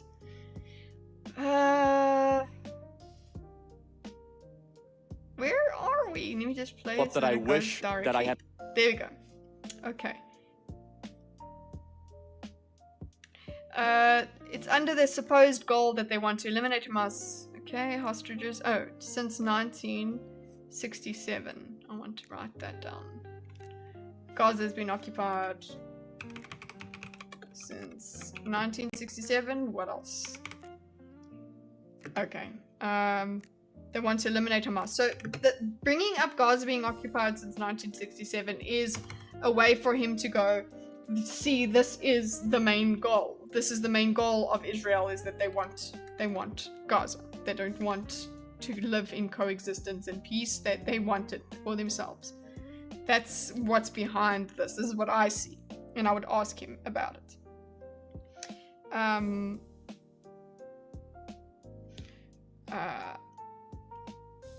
I don't, yeah, that's what you would do. You would bring in a place for only Christians. Yeah, I don't think that's gonna, I don't think that would land up being peaceful either. I think it's contentious ground no matter who is trying to occupy it. Okay, they claim the Israeli government is claiming they've killed 20,000 of their fighters, and yet there's still as many as there were in the beginning. So he's like, Hamas should be, basically he's upset just Hamas. The claim is that it's about fighting Hamas, but Hamas is just continuing. Is still not eliminated. Despite supposed success.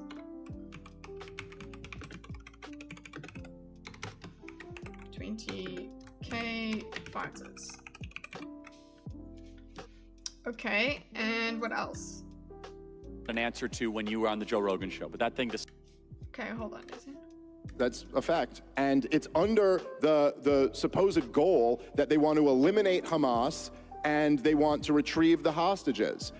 Oh, yes, and the hostages. Eliminate Hamas, retrieve hostages.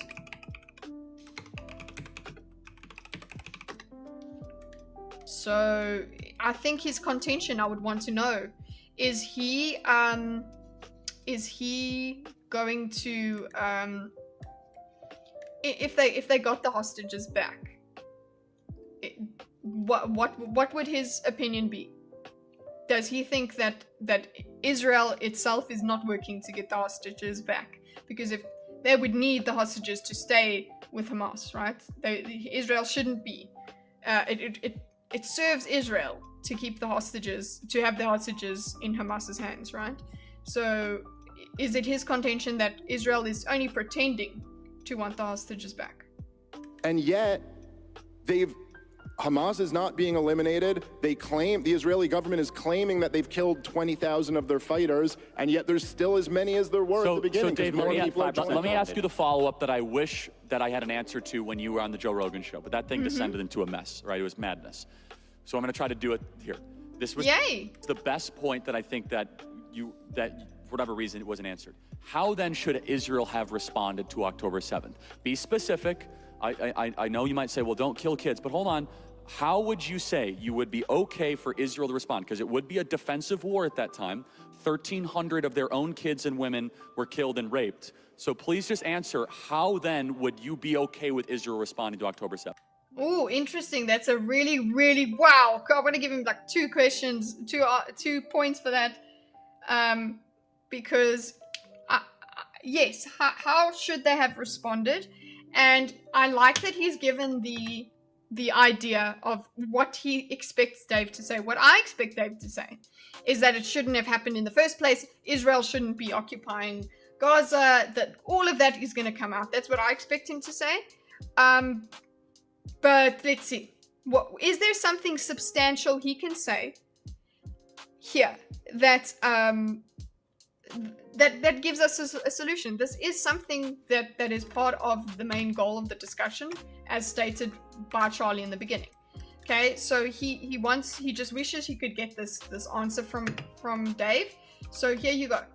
Okay, he says this is what happens. What would you want Israel to do in response?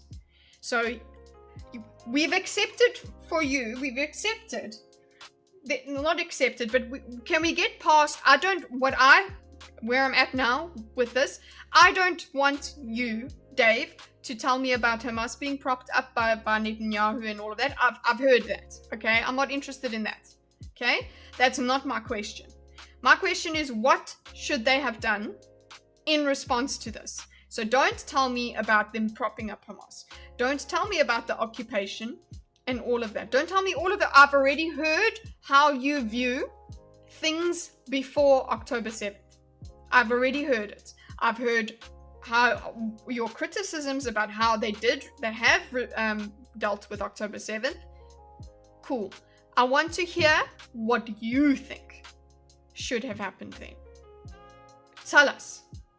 And if you don't have an answer, if you say I don't know, own it. Don't try and wiggle around it, say I don't know, and then carry on with your vitriol and your this is how I view Gaza now, blah blah blah. The question comes from a place of, okay, how do you even begin to fathom a response to something like that, to an attack like that? How you're so happy about complaining about how we get to this point. What do you do once this has happened? And I'm so glad Charlie has done this. Like, please answer the question. I want to hear a good answer from you, Dave, because this is what you need from a moderator. Get them to the points. Get them to answer questions that really matter. Yeah, well, I certainly, look, I'm not saying that Israel was going to respond with zero violence from after October 7th. But okay. I think the important thing to remember here is that, first of all, for the entire... Okay, hold on. So first of all, before you gave that, so Dave's answer. Dave's response. This is how it should be easy to answer for him. Okay. What should his answer be? He says... well, I assert I'm not saying that Israel was going to respond with zero violence. So it's a very weird, difficult, he just doesn't want to fucking say this word, but it comes out. So he says, okay, violence is warranted. Essentially, is like not zero violence. So what I can say here is not zero violence from Israel, if I'm rewording his stuff. Okay. So for Charlie, he won't. He'll claim it's a conspiracy. What conspiracy? Oh, this. For 1967 US liberal. He'll say, what? It's a conspiracy. It's not true. Entire history of Israel's existence, they've been dealing with this terrorism problem. Okay, so first, let's see. So, number one, zero violence from Israel. See this, I'm hoping this is not just that's all he says, that's his answer, and then he's going to go and talk about more, give us more context and stuff. I'm thinking that's what he's going to do. But let's see, he might be getting to something, Shinsi. I have hope. But I think the important thing to remember here is that, first of all, for the entire history of Israel's existence, they've been dealing with this terrorism problem. Okay, cool. I'm actually copy pasting absolutely everything he says, because I really want to understand it as he says it. Okay. Fine, they've had this terrorism problem. Cool. I would argue that the Palestinians have been dealing with the terrorism problem from Israel as well. Okay. So he's saying they're not innocent. They're not just non-violent. They're not just peacefully living there. They've been fighting with the Palestinians. Okay. But this is, and they've never, until Netanyahu...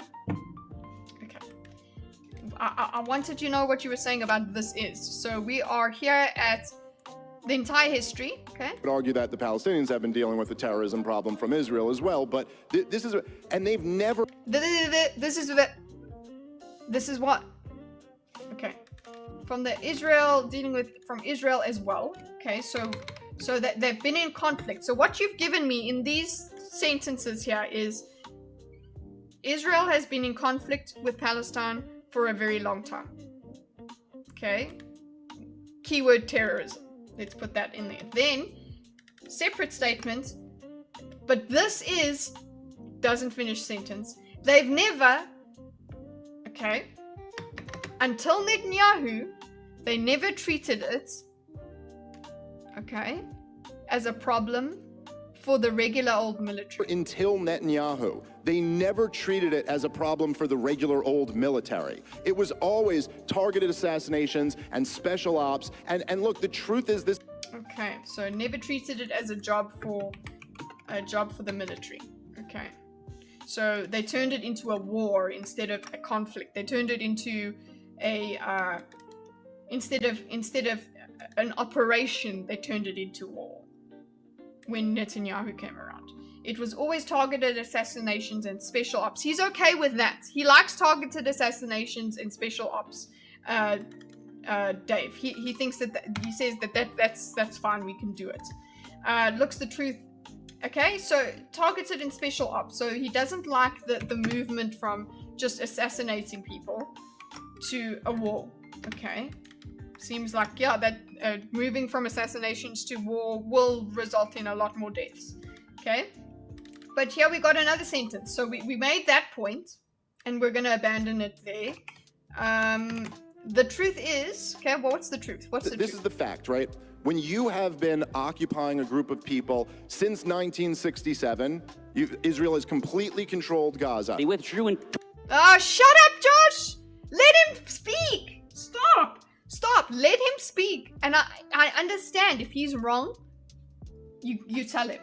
But let him finish. Let him cook. Let him wrap the noose around his neck and be wrong. Let him speak. You don't need to step in when he is busy, because you can see if you just let him talk and let him talk himself out, you'll see that he just picks things and says them and goes like this and this and this. Okay? The question was what should Israel have done? Not zero violence from Israel. So then he brings up the assassinations and things. So I'm thinking, okay, that's what they should have. That's maybe where he's going with this. Okay. The truth is, this is the fact that when you have been occupying a group. So again, this is exactly what I expected him to do. He's going to talk about how much they've occupied. So he goes back to his script. He goes back to look how bad Israel is. Look how bad Israel is. But what do we do now? What do we do now? Or do we do assassinations? You're getting, I get this feeling from Dave where he goes, I just don't like the USA. The USA, the deep state, fucking hate it. And then Israel, fucking hate Israel, blah, blah, blah, blah, blah, carries on about those governments. And credit to him, he says he doesn't like the governments, not the people. So just remember, he hates the governments, not the people when I say that. That's all he has, is this frothy complaints against these governments. And I don't know, I just find that lacking for me. Okay, so the truth is, the fact is, right, when you have been occupying a group of people since 1967, okay, because this is his interpretation of the facts here, Israel has completely controlled Gaza. So he's talking, Israel has completely controlled Gaza. And then we've got Josh, they withdrew 20 years ago. Okay. That could have come later, Josh. Really? Don't do that. So let's see. 20 years ago. Yes, okay, and if you want to go back and look at this, you can read Sharon's... Okay. They lived 20 years ago, so he loves to do this. Oh, go back and look at this. You can read Sharon's top advisor in his own words said the disengagement was to put... we're running out of time. No, I want to hear this disengagement. Top advisor, in his own words, said the disengagement was to put the... We're running out of time. No, I know, but... Okay, all right. Was to put the people what? So he loves this Sharon thing. So it's about this withdrawal. This withdrawal thing, I guess, his contention is no, the withdrawal was not, it was not real. Okay, it's not real. It has, because like I said, this is how he interprets the facts. He interprets it as no, they have been in control the whole time. He spent one sentence, not even one full sentence that made a sense answering the question. He said not zero violence from Israel. He didn't spend more time saying, oh, you know, they used to just engage with with assassinations and things. What I would have done is I would have done assassinations and this and this and this and then take out Hamas. But you know what my opinion is? My opinion is that Israel is blah blah blah blah. You know, that's it.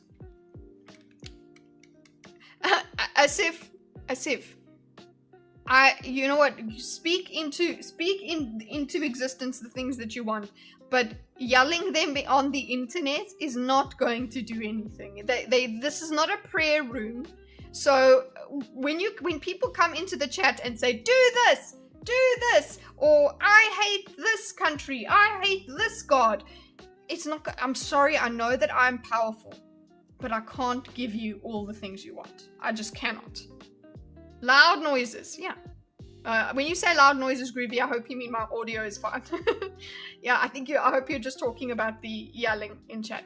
Yell as much as you want, but it's just what you want. It's not what I want. It's not what Groovy wants. It's not what Creamage wants necessarily. It's all you when you speak in my chat. And eventually, we're gonna ignore you because it's boring. It's boring. You're boring. Okay. Israel, Gaza, yes. Okay, so I really am unhappy that he said we're running out of time. Should I minus points? I think I should minus points from Charlie for doing the running out of time right here. No. But I suppose what you could have done, Charlie, is say, you have already brought that point up. We're running out of time. Let's move on. Because what you can do, what the opponents can do at this point, when you say you run out of time, be like, oh, Charlie was running interference for them. I won't be able to go through all of this, but it's not true. Israel continued to occupy the whole time. And when people broke out literally of... dug out their own... One second. cemeteries. No, keep going, Dave. Okay, so when people break out of Gaza and just start slaughtering civilians in Israel, yes, it was a horrible day and the world feels for those civilians, but at the same time, you have to know if you're Israel that the way that you respond to this is going to be how you're characterized in the international community. And so you would at least make some effort to not kill so many civilians. You can't... Okay, so he finds their efforts to not kill civilians, they're not good enough. So it's because it's going back to because of Israel. But again, so essentially his solution is don't kill as many civilians, which, I mean, yeah, I think everyone can get on board with that. Don't kill civilians. Also, I don't know, I just don't want to kill anyone, but yeah, when retaliation is a thing, can you imagine really going, oh, I forgive you, Hamas? It wouldn't really work. They would continue, but okay. Like, can you imagine that? I don't know. Jesus be like, listen, turn the other cheek, but I don't know, man. Sometimes I look at that sort of thing and like, that's for you, God. We're humans over here. So, he just wants, his solution is, because of the way they dealt with it, the way that they dealt with it, when people break out of Gaza and just slaughtering, civilians, Israel, yes, it was a horrible day and we'll feels for those civilians, but at the same time, you know, if you're Israel, then the way you would respond is going to be how you're characterized in the international community, so you would at least make some effort not to kill so many civilians. So that is as close to an answer, is make an effort not to kill so many civilians. Okay, so that's he has now, obviously people that are in support of what Israel's doing are saying they absolutely have.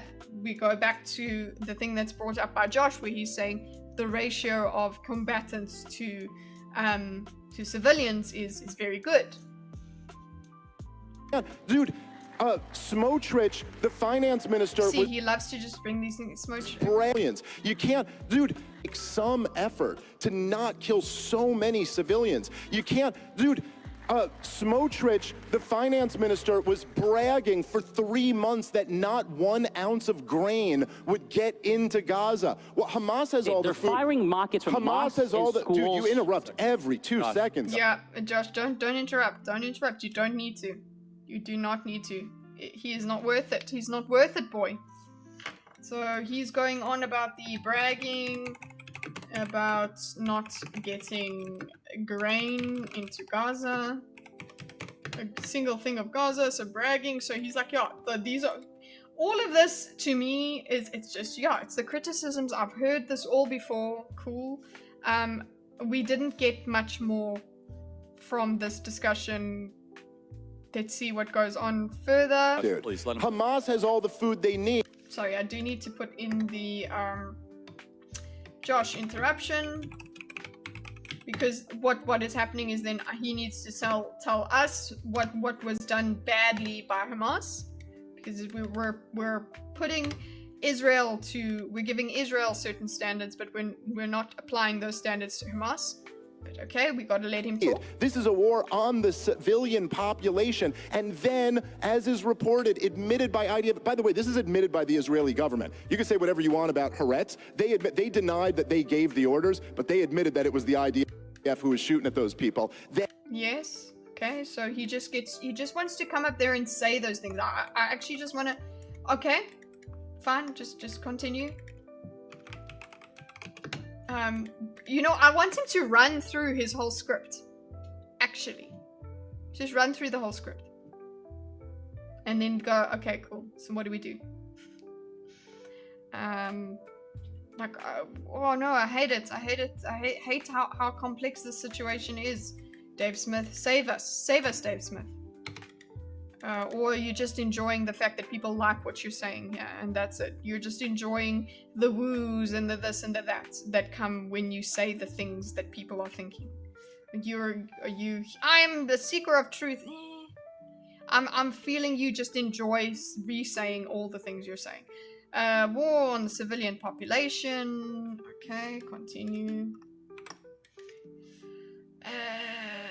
IDF who did the shooting. So by the way, yes, that is what I was hearing as well, is that whether the government denied that there were orders, but yes, it was an IDF soldier who did that.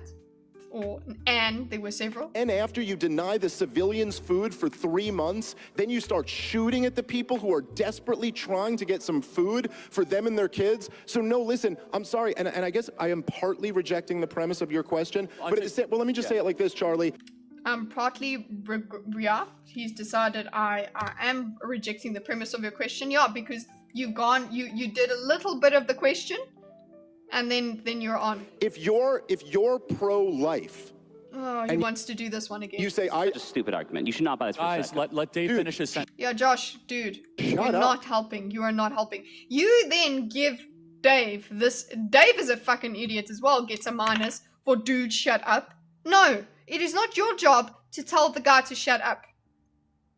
You get a minus, you stupid. Okay?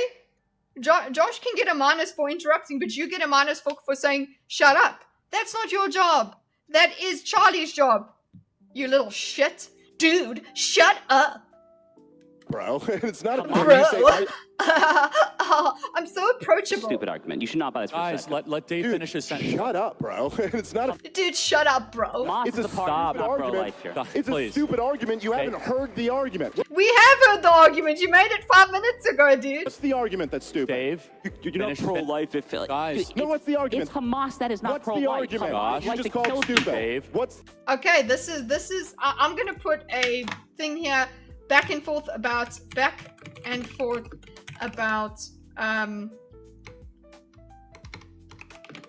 the pro-life argument. Before this, I'll go Josh interruption. So I did take off points there, and then I will go. Dave tells Josh to shut up. Minus points. Okay, and back and forth. This goes on for way too much. I'll minus a point for Charlie. Why not? Charlie, tell them to shut up. Be a man. Tell them to shut up. Both of you shut up. This is what... Hold on 1 second, Charlie. I know, people don't like the argument that you... not enjoyable to watch, okay? What's the argument that you called Why stupid? don't you finish it, Josh? No, that's not how you do it, Charlie. No, I'm done. We've done this discussion. Shut up, you little shit. Listen to look at this dude. Who is winning? Let's check it out. Dave is on 1. Here we've got 11, 12, 10. So Charlie's on 10. Josh is on 1. Yeah, Josh is on 1 and chat is on 2. They're all in negatives. No, the only one who's in positive, so we've just got here. Sorry, it's 10 is Charlie. Josh is minus, yeah, so he's got 1. And minus 3, 2. Oh, so he's on 2. Dave's on 2. Yeah. Hey, Matthew. Chat needs a point for old time's sake. Yeah, chat needs a point for sticking through. Chat got a point for Theo arriving, so just by the way. So you guys are on 3 at the moment. So. Doesn't even know what it is. He interrupted me before I even said I'm not it. interested. Okay, here's the argument. If you're pro-life, it's not incumbent on you to have a plan for what the mother ought to do with the baby. Like, you don't have to have a plan for daycare and college fund. Okay, this is a new argument. This is a new argument. So if you're pro-life, Dave's pro-life argument that wasn't, because he did bring up the pro-life argument earlier, that you can't be pro-life if you support Israel. Okay, so we've got the when you're pro-life doesn't require a plan for the baby. You just know that you don't want the baby dead. Okay. And all that, you just say, hey, I think this option should be off the table. I don't think you have the right to murder the baby while it's inside of you. Likewise, I'm not saying I have to have the perfect plan if we had more time. This is it. He's like, I don't need to have a time. So for the same reason, I don't need to have a better plan. I don't need to have a plan for Gaza, essentially. So, hey, I think this option should be off the table. I don't think you have the right to murder the baby while it's inside you. Likewise, I'm not saying I have to have the perfect plan. If we had more time, I could expound on what I think they should have done. But how about don't deny 1 ounce of grain? So he's going into that. He doesn't need the perfect plan. He doesn't need the perfect plan to... He just wants to make that option off the table. So he just wants to not have the option of killing people. He just doesn't want war on the table. That's his argument. And as somebody, he's using this pro-life argument with Christians because that's a good way in for him. Hey, when you're pro-life, you don't have to provide you can just be pro-life. You can just be happy about the pro-life. Well, that's the same thing that I have. I want to be pro-life, or I want to be pro-Palestinian, and that's it. I don't want you to have the option of attacking Palestinians. So I don't need to have a perfect plan. I'm not saying I have to have the perfect plan. So this is basically what I expected him to say in any case, that he doesn't need to have a plan. So they're the problem, the reason that we have this problem, and I really hate that, and I'm gonna rattle off all of why I'm so angry at Israel and whatever, and they're the problem. In terms of solutions, so I'm gonna spend all my time talking about how angry I am with Israel, but then I'm gonna say I don't have enough time to expound on what I think they should have done. But also now I'm gonna just tell you, don't do the thing of not allowing food into Gaza. So at least he does have some things that he's got to say. He at least has a point that, okay, I wouldn't want this. I could expound on what I think they should have done, but how about don't deny 1 ounce of grain for 3 months and then... Yeah, got it. I like Charlie saying got it. Cool, because that's the point. You've made the point. You don't now need to go into slogans and shoot at the poor people who are trying to get food. Josh, how respond. about you take that option off the table? Is that argument stupid, Josh? Okay, relax. Dave. Okay. Josh. Yeah, Dave, really? Well done, Dave. Well done. You're such a great debater. Is that a stupid argument, Dave? Do you feel good about that, Dave? Was that good? No, I don't know. It just comes off me. Okay? Like, can you imagine me doing that in the debate? Going, you think so, Dave? You think you did really nicely there, Dave? You guys would give me shit for doing that. That's what he's doing here. Party in Gaza that is not pro-life is Hamas. Okay, so his response. Dave has really fallen off. Nah, Dave's just doing exactly what he's been doing. I don't know about falling off. This is what he was doing before. I don't see a difference. Josh's response. He's just frothy. Or maybe he's a bit too frothy, Matthew. Hamas isn't pro-life. Okay, cool. Agreed. Hamas is the jihadist, U.S.-recognized foreign terrorist organization that in their founding charter... We're rehashing points, yeah? Founding charter, they want to kill all the infidels, they want to kill America, yeah? By the way, they were founded simply as the Palestinian Arab offshoot of the Muslim Brotherhood. We all agree Hamas is bad. Well, no, I'm not going to sit here. No, yes you are, because we are on this. Yes, I would give him so much shit. I'd be like, sorry, Dave. Actually, you are going to sit here and behave like a human being because this is my debate stage, you bitch. Well, he interrupts me every time. No, ooh, this is brilliant. This is brilliant. I remember this. Because Dave is now saying, well, he interrupts me. I'm not going to sit here while he interrupts me. I love what Charlie does with this. But Dave, respectfully, you are criticizing him for interrupting, so don't do that.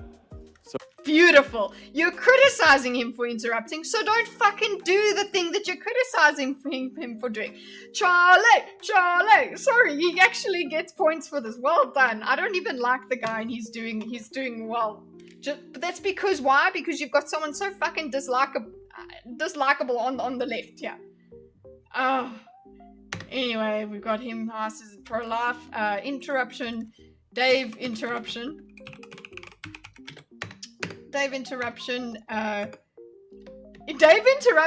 Criticize and says he won't sit here when and not interrupt if Josh does. Beautiful, Charlie. Charlie goes. Charlie. I'll just copy paste it. To be fair, respectfully, Dave, you were criticizing him. Dave, respectfully, you were criticizing him for interrupting you, so don't do that. Fucking. Yes. Let's have an uninterrupted narrative. Just thank you. Oh yeah, that's a good one. Just let's have an uninterrupted narrative. Just thank you. Okay. I would have done a lot more, but okay. I'm not gonna sit here and blah. You will sit, or you will get off the stage. You get to say what you want to say, if you go by the rules here. Otherwise, if you're gonna be full of crap, off. Hamas calls in their founding charter for the death not merely of every Israeli, not merely every Jew, but of every infidel, which they identify as not merely all Christians, but also all Muslims who don't subscribe to their idiosyncratic form of Sunni Sharia supremacism. So the group in Hamas, the group in Gaza that is not pro-life is Hamas, and Hamas has. Okay, so he's going into what? So Josh's thing is just going into the evils of Hamas, right? Josh's response. Origins and origins and goals of Hamas. Okay. Infidels, including Muslims who aren't Sunni, right? Okay. As the unequivocal, and I would argue sole moral culpability for the human shield-induced deaths of all the women. Okay, so the human shield-induced deaths. So this is also what I'm saying. The way that this human shield stuff is being viewed by, say, Dave's side is you're supposed to not. This human shield bit is supposed to stop you from attacking Hamas altogether. But what Josh is saying is they are bad in that they are culpable. So human culpable for human shield induced deaths of all women civilians, so of all of the people. But I think if we were to ask Dave, it would be we don't want those deaths at all. don't go after it. Don't do that. Don't go after them at all if they're going to use people as human shields. Civilians and babies when they are indiscriminately firing rockets, Indiscriminately firing rockets. So, well, what Dave would say, according to that, is they're equally indiscriminately firing rockets. He himself, when he was talking about how that Israel is supposed to respond, he finds their approach lacking. They are killing too many civilians. Mortars and missiles from mosques, from the United Nations schools, and on. That is where the blame goes. The blame goes to Hamas. Once upon a time, anyone with any decent functioning moral compass or any knowledge of international law 101 would have been able to tell you that. So that is where this goes. But again, okay, so yeah, his main argument is blame Hamas. You cannot blame Israel for this. Blame is solely for Hamas. Okay, let's see. it's just you pivot to blaming Hamas, and they're the ones who aren't pro-life, as if I was making the claim that Hamas is pro-life. I'm criticizing Benjamin Netanyahu for funding and propping up this horrific terrorist organization. So how are you in one breath going to talk about how terrible they are and then completely remove culpability from the guy who kept them in power intentionally? I am curious. Got it. I'm curious. I got to interrupt. What is your response to the human shield argument? It has been proven. Yes. It is. That's a good question. I would want to push him towards being saying that the human shield argument is not good enough, because that's what I would expect from him. So that's a good question. Go, Charlie. That is a good question, because we need to get him to his point. That's what I want a moderator to do, is get participants to make their points, especially in a dialogue like this that is so full of energy. There's always going to be this, see, pulls out of the bag, Netanyahu. Fine. Let's talk about the principle behind this, the idea of the human shields and stuff. Let's push you towards that, so you can say, you get the opportunity to say, that's not a good enough, that is not a good enough argument for me, or I agree. So let's see. So he pushes him away from this. I'm criticizing Netanyahu. We know you're against Netanyahu. Okay, Charlie asks the good question here. Okay, what is your response to the human shield argument? It has been proven it's legit. What is your response to that fact? Okay, I want that response. Cool. Legit. What is your response to a fact? We don't know how widespread it's done, but I think it's rather that Hamas uses human shields. Yeah, they certainly have. So is it going to be, so we've gotten some wiggle room given by Charlie that he says we don't know how widespread it is, but it's rather Hamas has used it. So it's like, listen, yeah, you can argue about how widespread it is, but let's talk about the principle of it happening at all. Okay? And I'm really annoyed if all Dave is going to do is talk about how it doesn't happen, or it doesn't happen a lot.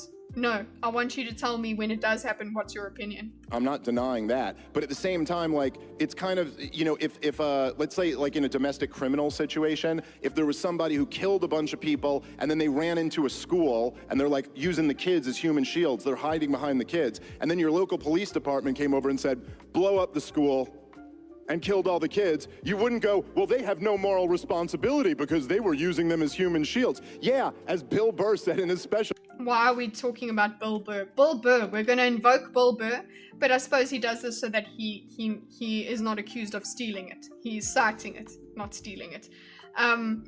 So he doesn't deny it. So Dave's response is he doesn't deny.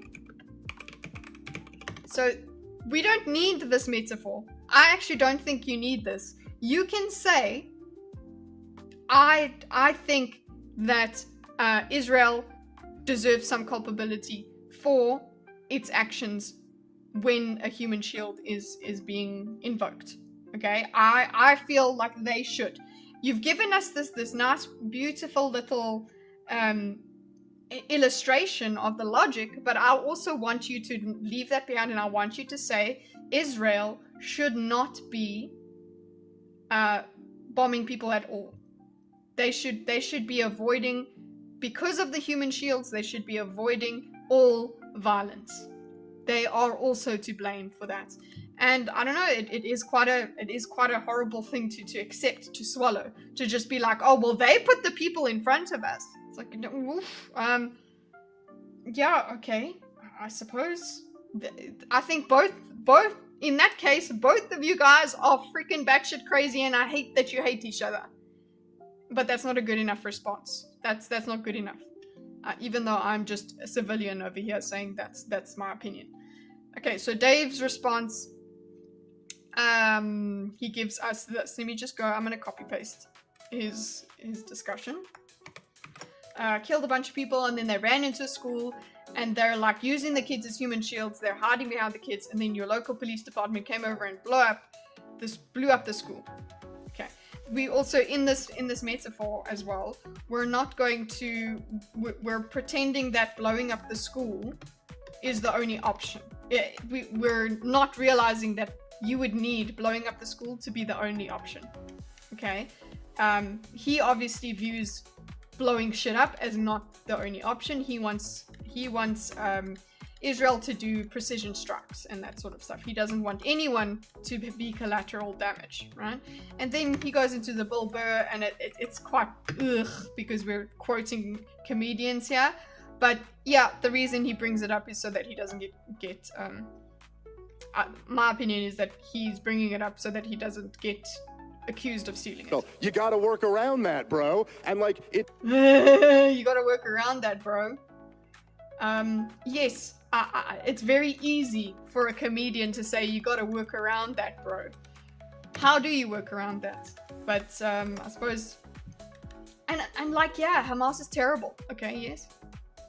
Hamas is terrible. Nobody's arguing with that. But that doesn't mean there's no responsibility for the people dropping the bomb. Got it. And by the way, again... There, that's it. There we go. That's what I want. And by the way, so he needs to now carry on because he's campaigning, essentially. So relax. Okay? So, okay, we're good. We've got Hamas is terrible. Nobody's arguing. That's fine. We get it. There we go. We do get the wording that I wanted. I want... That doesn't mean there's no responsibility to the people dropping bombs, okay? And if you say to Dave, oh well international law, it's war, so it's fine, Dave is not going to care, okay? That is not how he's viewing the world. That's not that doesn't mean there's no responsibility. So that I'm understanding what he's saying, but I freaking hate the way he says it. Okay. And as you don't want to talk about, how about when they're shooting at people trying to get aid? Yes, okay, so we're going to continue with that one. Not new information here. There were no human shields there. I do want to talk. Okay, there's no human shields there. Get a picture of Gaza. The human shields does not describe most of what's happened to Gaza. Okay, so he's going into the shooting people for aid, shooting people looking for aid. Look at Gaza, Gaza's destruction, overall destruction. Okay, so he's like, it's too much. You're gone too hard, Israel. Yes, there are certain instances, and by the way, there are certain instances. What? There's certain instances of human shields, yes? Israel also has a bunch of military targets in civilian areas. Like, I'm just saying, that doesn't actually mean it's okay to just, now you have a moral get-out-of-jail-free card to do whatever you want to the poor, innocent people who, as you pointed out, are also victims of Hamas. Okay, cool. Josh. And that's what people are objecting to. Yeah, that is, I understand that. That is, for real, a problem. That is why people are going, woo! Okay, I was with you, Israel, but you're going a bit hard here. A lot of people are doing that, and that's okay. You can be critical of Israel. It's a thing. It's okay. Be critical of Israel. What I'm against is being frothy and sitting here and going, oh, we must take, they're illegal, and they're settlers, and there is a difference, but you see, the people that listen to Dave are the frothies. And I disavow the frothies, essentially. There you go. Josh, what is your response to, 'cause I know there was some pushback online, to the shooting at the aid site with food? Is that as Dave is telling it? Charlie, honestly, I have not spent too much time on the details, but what I... Ooh, he hasn't spent too much time on the details because it's very uncomfortable. It is very uncomfortable.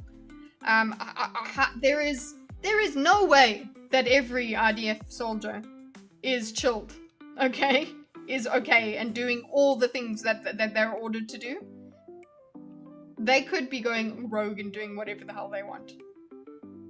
can tell you is this. We know for a fact that at least until the recent Gaza Humanitarian Foundation, which is this US organized NGO distributing aid, we know that prior to the establishment of this, Hamas was pilfering and confiscating a shockingly high percentage of the aid that entered Gaza, sometimes well more than 50%. Okay, so that's what we they do. They wanted have to monopoly of use of remove force. it completely. Maybe that's not a good thing either. Hamas is taking the aid. Okay, cool. So we're gonna just stop it completely. So again, collateral damage of the innocents. In Gaza, and they were essentially just artificially inflating the prices of the actual Gazans' goods and then stealing it all for themselves. That's what Hamas does. It is a deeply corrupt kleptocracy, in addition to being... Okay, so he doesn't really have much of a response. It doesn't have much of a response. Charlie asks for Josh for a response.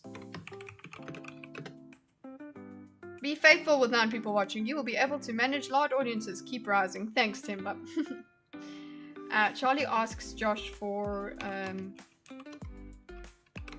his response to the shooting at the aid site. Yeah, I like the idea that we keep rising. Aid site, and we've got Josh's response.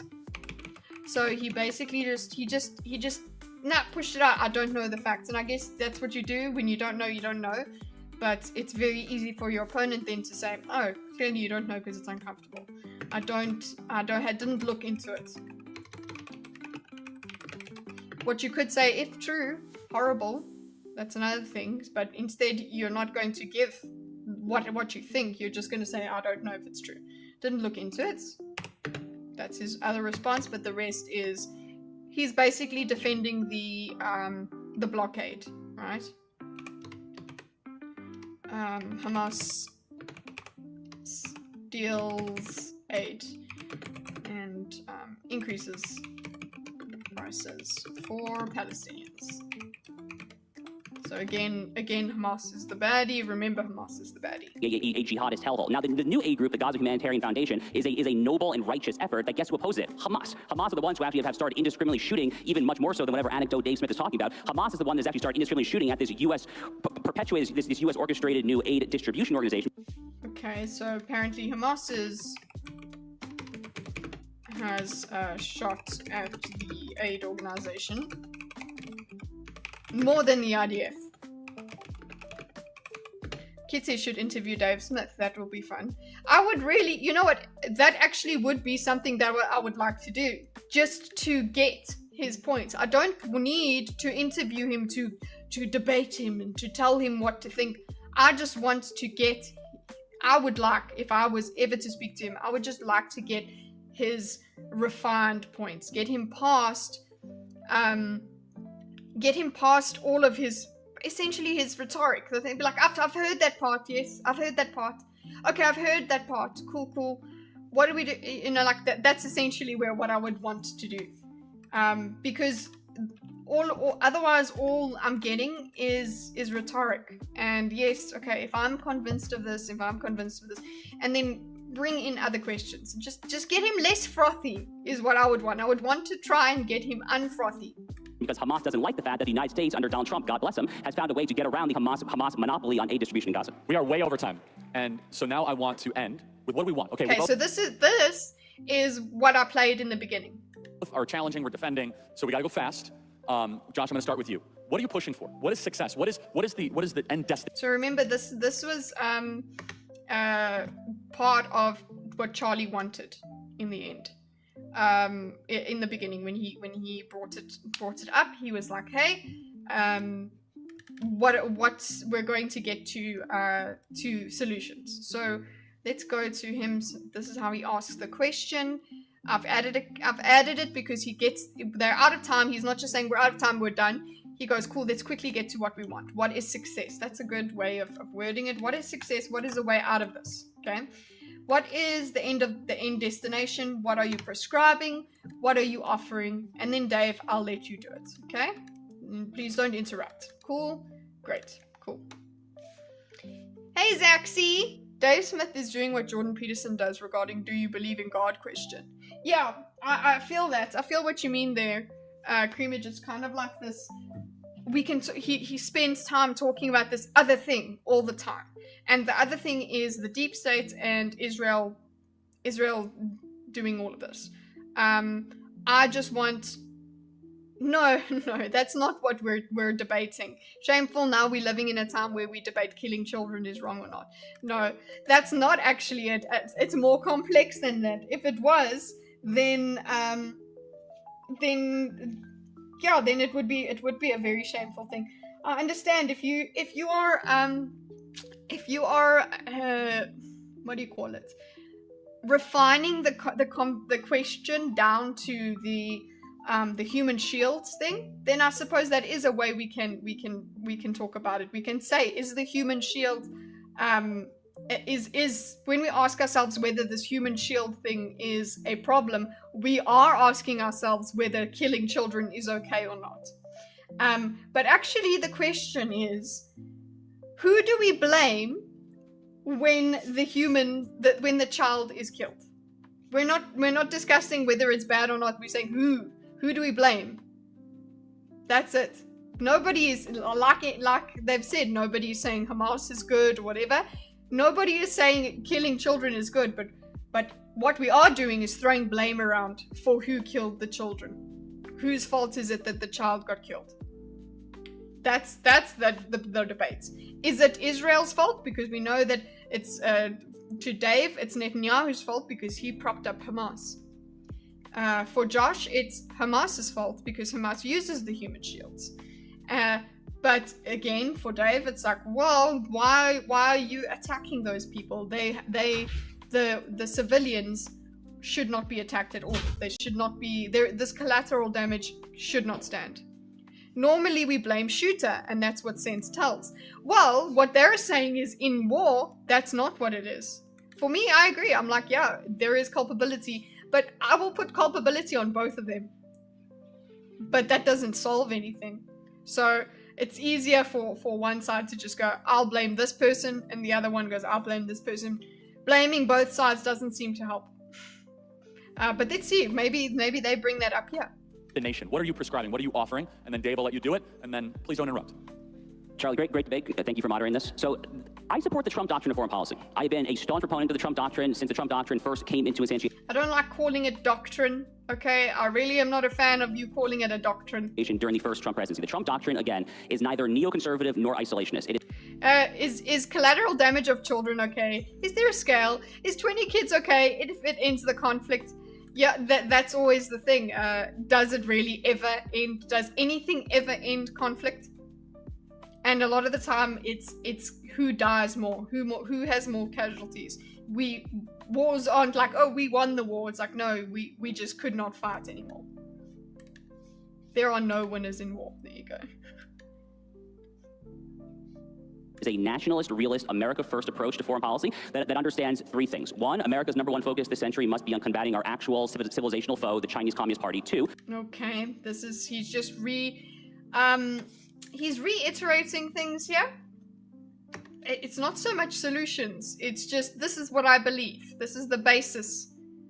This is the basis. I've got my beliefs based them on. This is what I base my beliefs on. Okay, so we've got the Trump doctrine is what we're going back to. Josh's response. So just use the essentially what he's doing is presenting the Trump doctrine as a solution. Okay, and it's here. Okay, so he came into presidency It's not neoconservative. It's not an isolationist. Not isolationist. Okay, cool. We have understands 3 things. 1, America's #1 focus of the century must be on combating the civilizational foe. Focus on combating the CCP. Okay. 2, America has declining resources. Okay, so the declining, focus on declining resources, okay, of America. What's 4? The way to deal with both of those 2 is to prioritize non-Indo-Pacific regions of the world allies. America has declining resources. 3, the way to deal with both those 2 is to prioritize in non-Indo-Pacific regions of the world allies who are capable of securing and patrolling their neck of the woods in a way that redounds not just to their national interest, but to the American national interest. Okay, the way we do this is we have get allies, bolster, or no, not bolster, he hasn't said it yet, ally with countries within Indo-Pacific countries that can patrol their own borders for their sake and the sake of America. Okay, and then? That in the Middle East is Israel. We've seen that time and time again throughout the Middle East. And again, Charlie, just to drive home this point there, the guy who understands this better than everyone, despite this whole kind of very online debate about what MAGA or America First should think about foreign policy and U.S. relations, the guy who understands this the best, as he recently reminded us, is the guy who literally defined the terms, MAGA and America First. To Donald Trump, it is completely commonsensical. It is utterly logical. It flows from first principles. That to be America First is to necessarily support tight-knit, close-knit U.S. relations. We saw this in the U.S.-Iran. Okay, so he's making it again. His main argument from the beginning was, if you are MAGA, you are pro-Israel. So MAGA equals pro-Israel is pro-Israel. So his solution is continue to be pro-Israel. We power on. Hey, 1 of 44. We're almost done. We've this is the last. They're finishing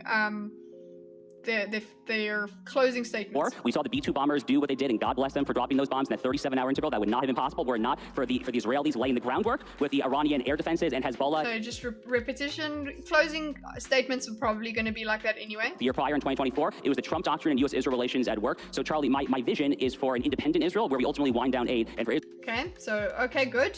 Trump doctrine, but then independent Israel. Okay, where we wind down aid. I like that idea. Wind down aid. Okay. Israel to be the beacon of protecting and and when he says wind down, he doesn't mean yoink. Securing American interests in the Middle East, just like other countries can then take responsibility in different. What did he say? Sorry, America. Israel is be pro-Israel because Israel is a beacon to securing American interests in the Middle East. I wouldn't say that's the only thing. There are countries like the one that I'm living in that are willing and able to make their own connections with America. But yes, these were the ones that signed on to the Abraham Accords in the first place. So I suppose that's what you could say. Be like, well, the reason UAE is friends with America, I suppose, is Israel's thing. But I don't know. Whatever. You school me. Regions of the world, so that America can then focus on China. Look, I think if you guys are being honest with yourselves, and I do think we should really think about the threats that we really do face here at home. And I'm talking about the Democrats coming back into power.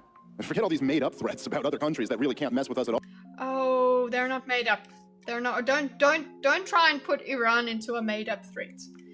Please don't, because I don't want them to prove it. I don't want them to prove that they're not made up as a threat. Okay. So we've got Dave. Dave's response. The biggest, and I think he also is playing to the crowd here. The biggest threat is Democrats coming back into power. Okay. I don't know if you guys have noticed, and you could say it's a very online debate all you want to. This hasn't been a good month for Donald Trump. His base is really kind of turning on each other, and these are major issues that are dividing his coalition. So you're spending time talking about Trump. What is the end goal? Okay, so the end goal again. Here we have Dave again telling us what he doesn't want. Okay, it's like okay, solutions. Yeah, let's see. And this is J.D. Vance winning in a few years is not a given. You know, like the Democrats are going to come back and offer someone. And if we want to have a chance to keep progress going and to get our country in a better place, yes, I'm hearing a solution. What we have to do is reject empire and reject empire. Which you know what? Fine, but when you say reject empire, you're making people think you're thinking of pro-isolationism, but he does say be friends with the world, trade with the world. I think that makes sense. That's nice. It's a lot more complicated than as he's put it here, but can we expect ourselves to have more complicated discussions? I don't think so. We are not governors, etc. We return to being a republic that we were supposed to be.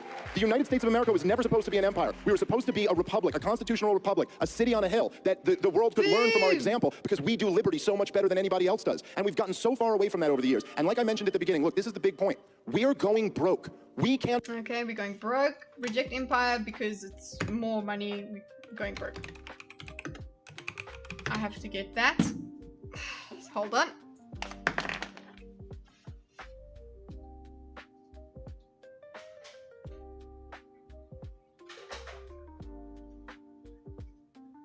This means that the oopsie. This means that the gate is what's the name? The doorbell's gonna go just now.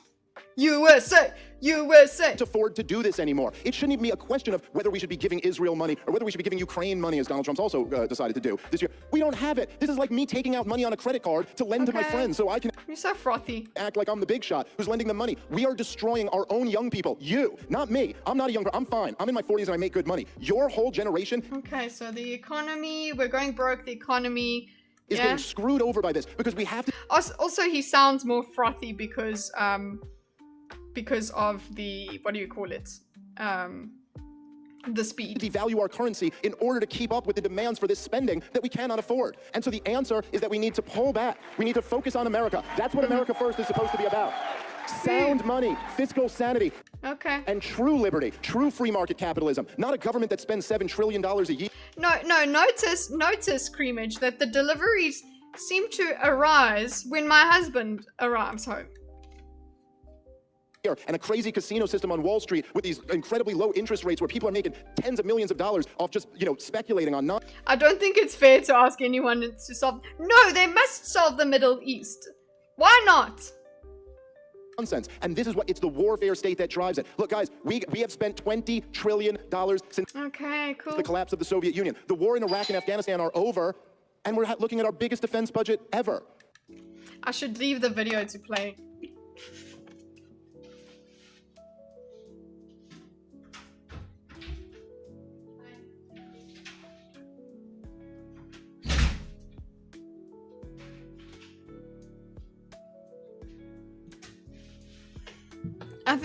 I think the delivery guy heard me say we should solve the Middle East. so there's that. Is he a delivery driver? No. This is madness, and it will be the death of our country. No Islamist is going to take down our country, but drowning in debt and empire will. That's how great nations fall. Okay. And the young Republicans need to reject that. A republic, not an empire, like the great. So, said. I want to just summarize. This was time well spent. Both Dave and Josh agree on some plan to wind down U.S.-Israel aid. That was an agreement, correct? The timeline you could debate about. Here we go. Cool. That's it. He's finding their agreements. Again, Charlie gets a point for getting points that they finding parts where they aligned. Okay. Dave's Charlie closes off. Closing. Okay, the main point is reject empire, embrace. He didn't say reject empire, embrace, but I would have put it, it's a better slogan. Reject empire, embrace republic. Return to republic. Okay? I love him in his little DHL uniform. A little, because it's got little shorts, I suppose. Time well spent. Agreement on dialing back aid to Israel. Removal, debate the time. Debatable timeline. Okay, what else? And then also the last one, which is Jewish hatred. No bueno. Not a good thing. Sweet.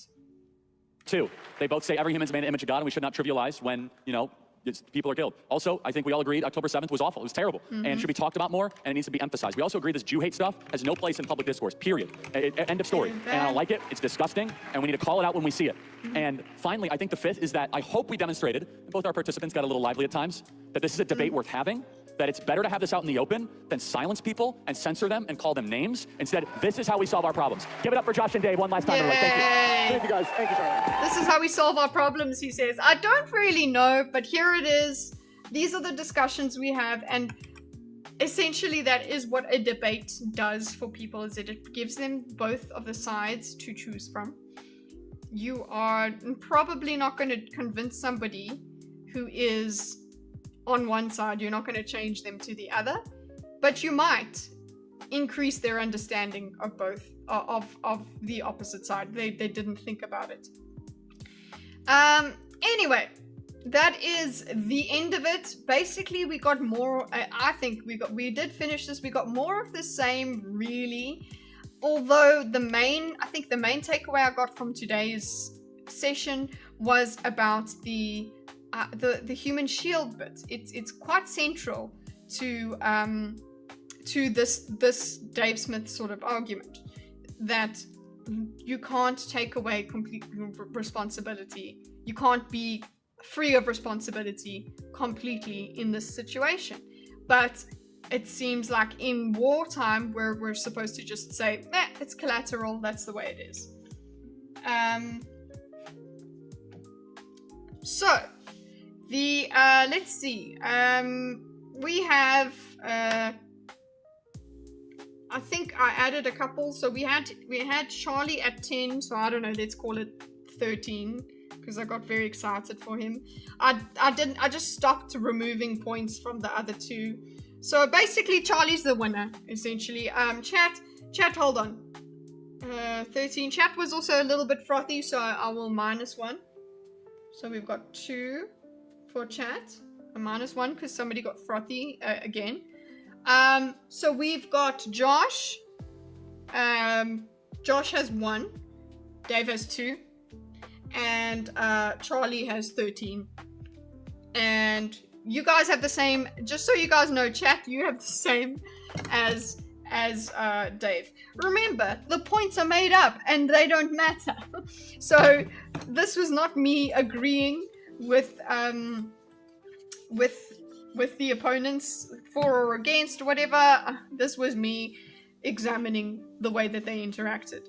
Tomorrow, guys, there is another stream, because that's what we do here on That Don Kitty. We stream, and I have been recommended a debate by Joe Emilio. Remember Joe? There is a performance that he is in. A discussion he is in. So we're going to go back to a South African sort of discussion tomorrow. That's what we will be doing tomorrow. Here's my ideas for Friday, if you haven't watched them already. Warren's response to Tim, haven't watched it. Sydney Watson's End of Ugly video. And Aramas's Leaving V Sojo announcement video. Okay. I was going to watch the new Vsauce. Because Vsauce finally posted a full video. I was very excited. Usually I just watch a short from Vsauce. Anyway. Thank you everybody for coming around and sitting through this. I think we have gone through the arguments. I don't think there's new arguments to be brought up. There's for either side of this conflict. I'm tired of it. Everyone's exhausted of it. I guess what I will end on is war bad, people dying bad. Pray Pray very hard. And if you don't believe in God, touch grass, I suppose. Yeah, we'll see you tomorrow for a different kind of debate diagram. And then on Friday, we will have a think in the morning, very early morning. We'll have a think with Lovett, guys. We will be having a guest, Lovett, and what we will be talking about is AI writ large. We've done this before, but there have been announcements and new tools and things like that we'll be discussing. And the thing is, we'll be having the discussion with Lovett from Love It Ever After. We'll be having her on. So it's going to be a good old time. Please come and join us for that. That will be before the Friday slop stream. So we've got a lot going on. And members, I see you in chat. Members, I'm still busy with that damn video, but it's happening. It's happening. It's in editing software. It's been cut up. So look up for that. Look out for that. Have a nice life. And again, thanks. Bye. I'll see you next time, chat. I hope you had fun. We had a pretty great time, but now we're done. If you disagreed with me,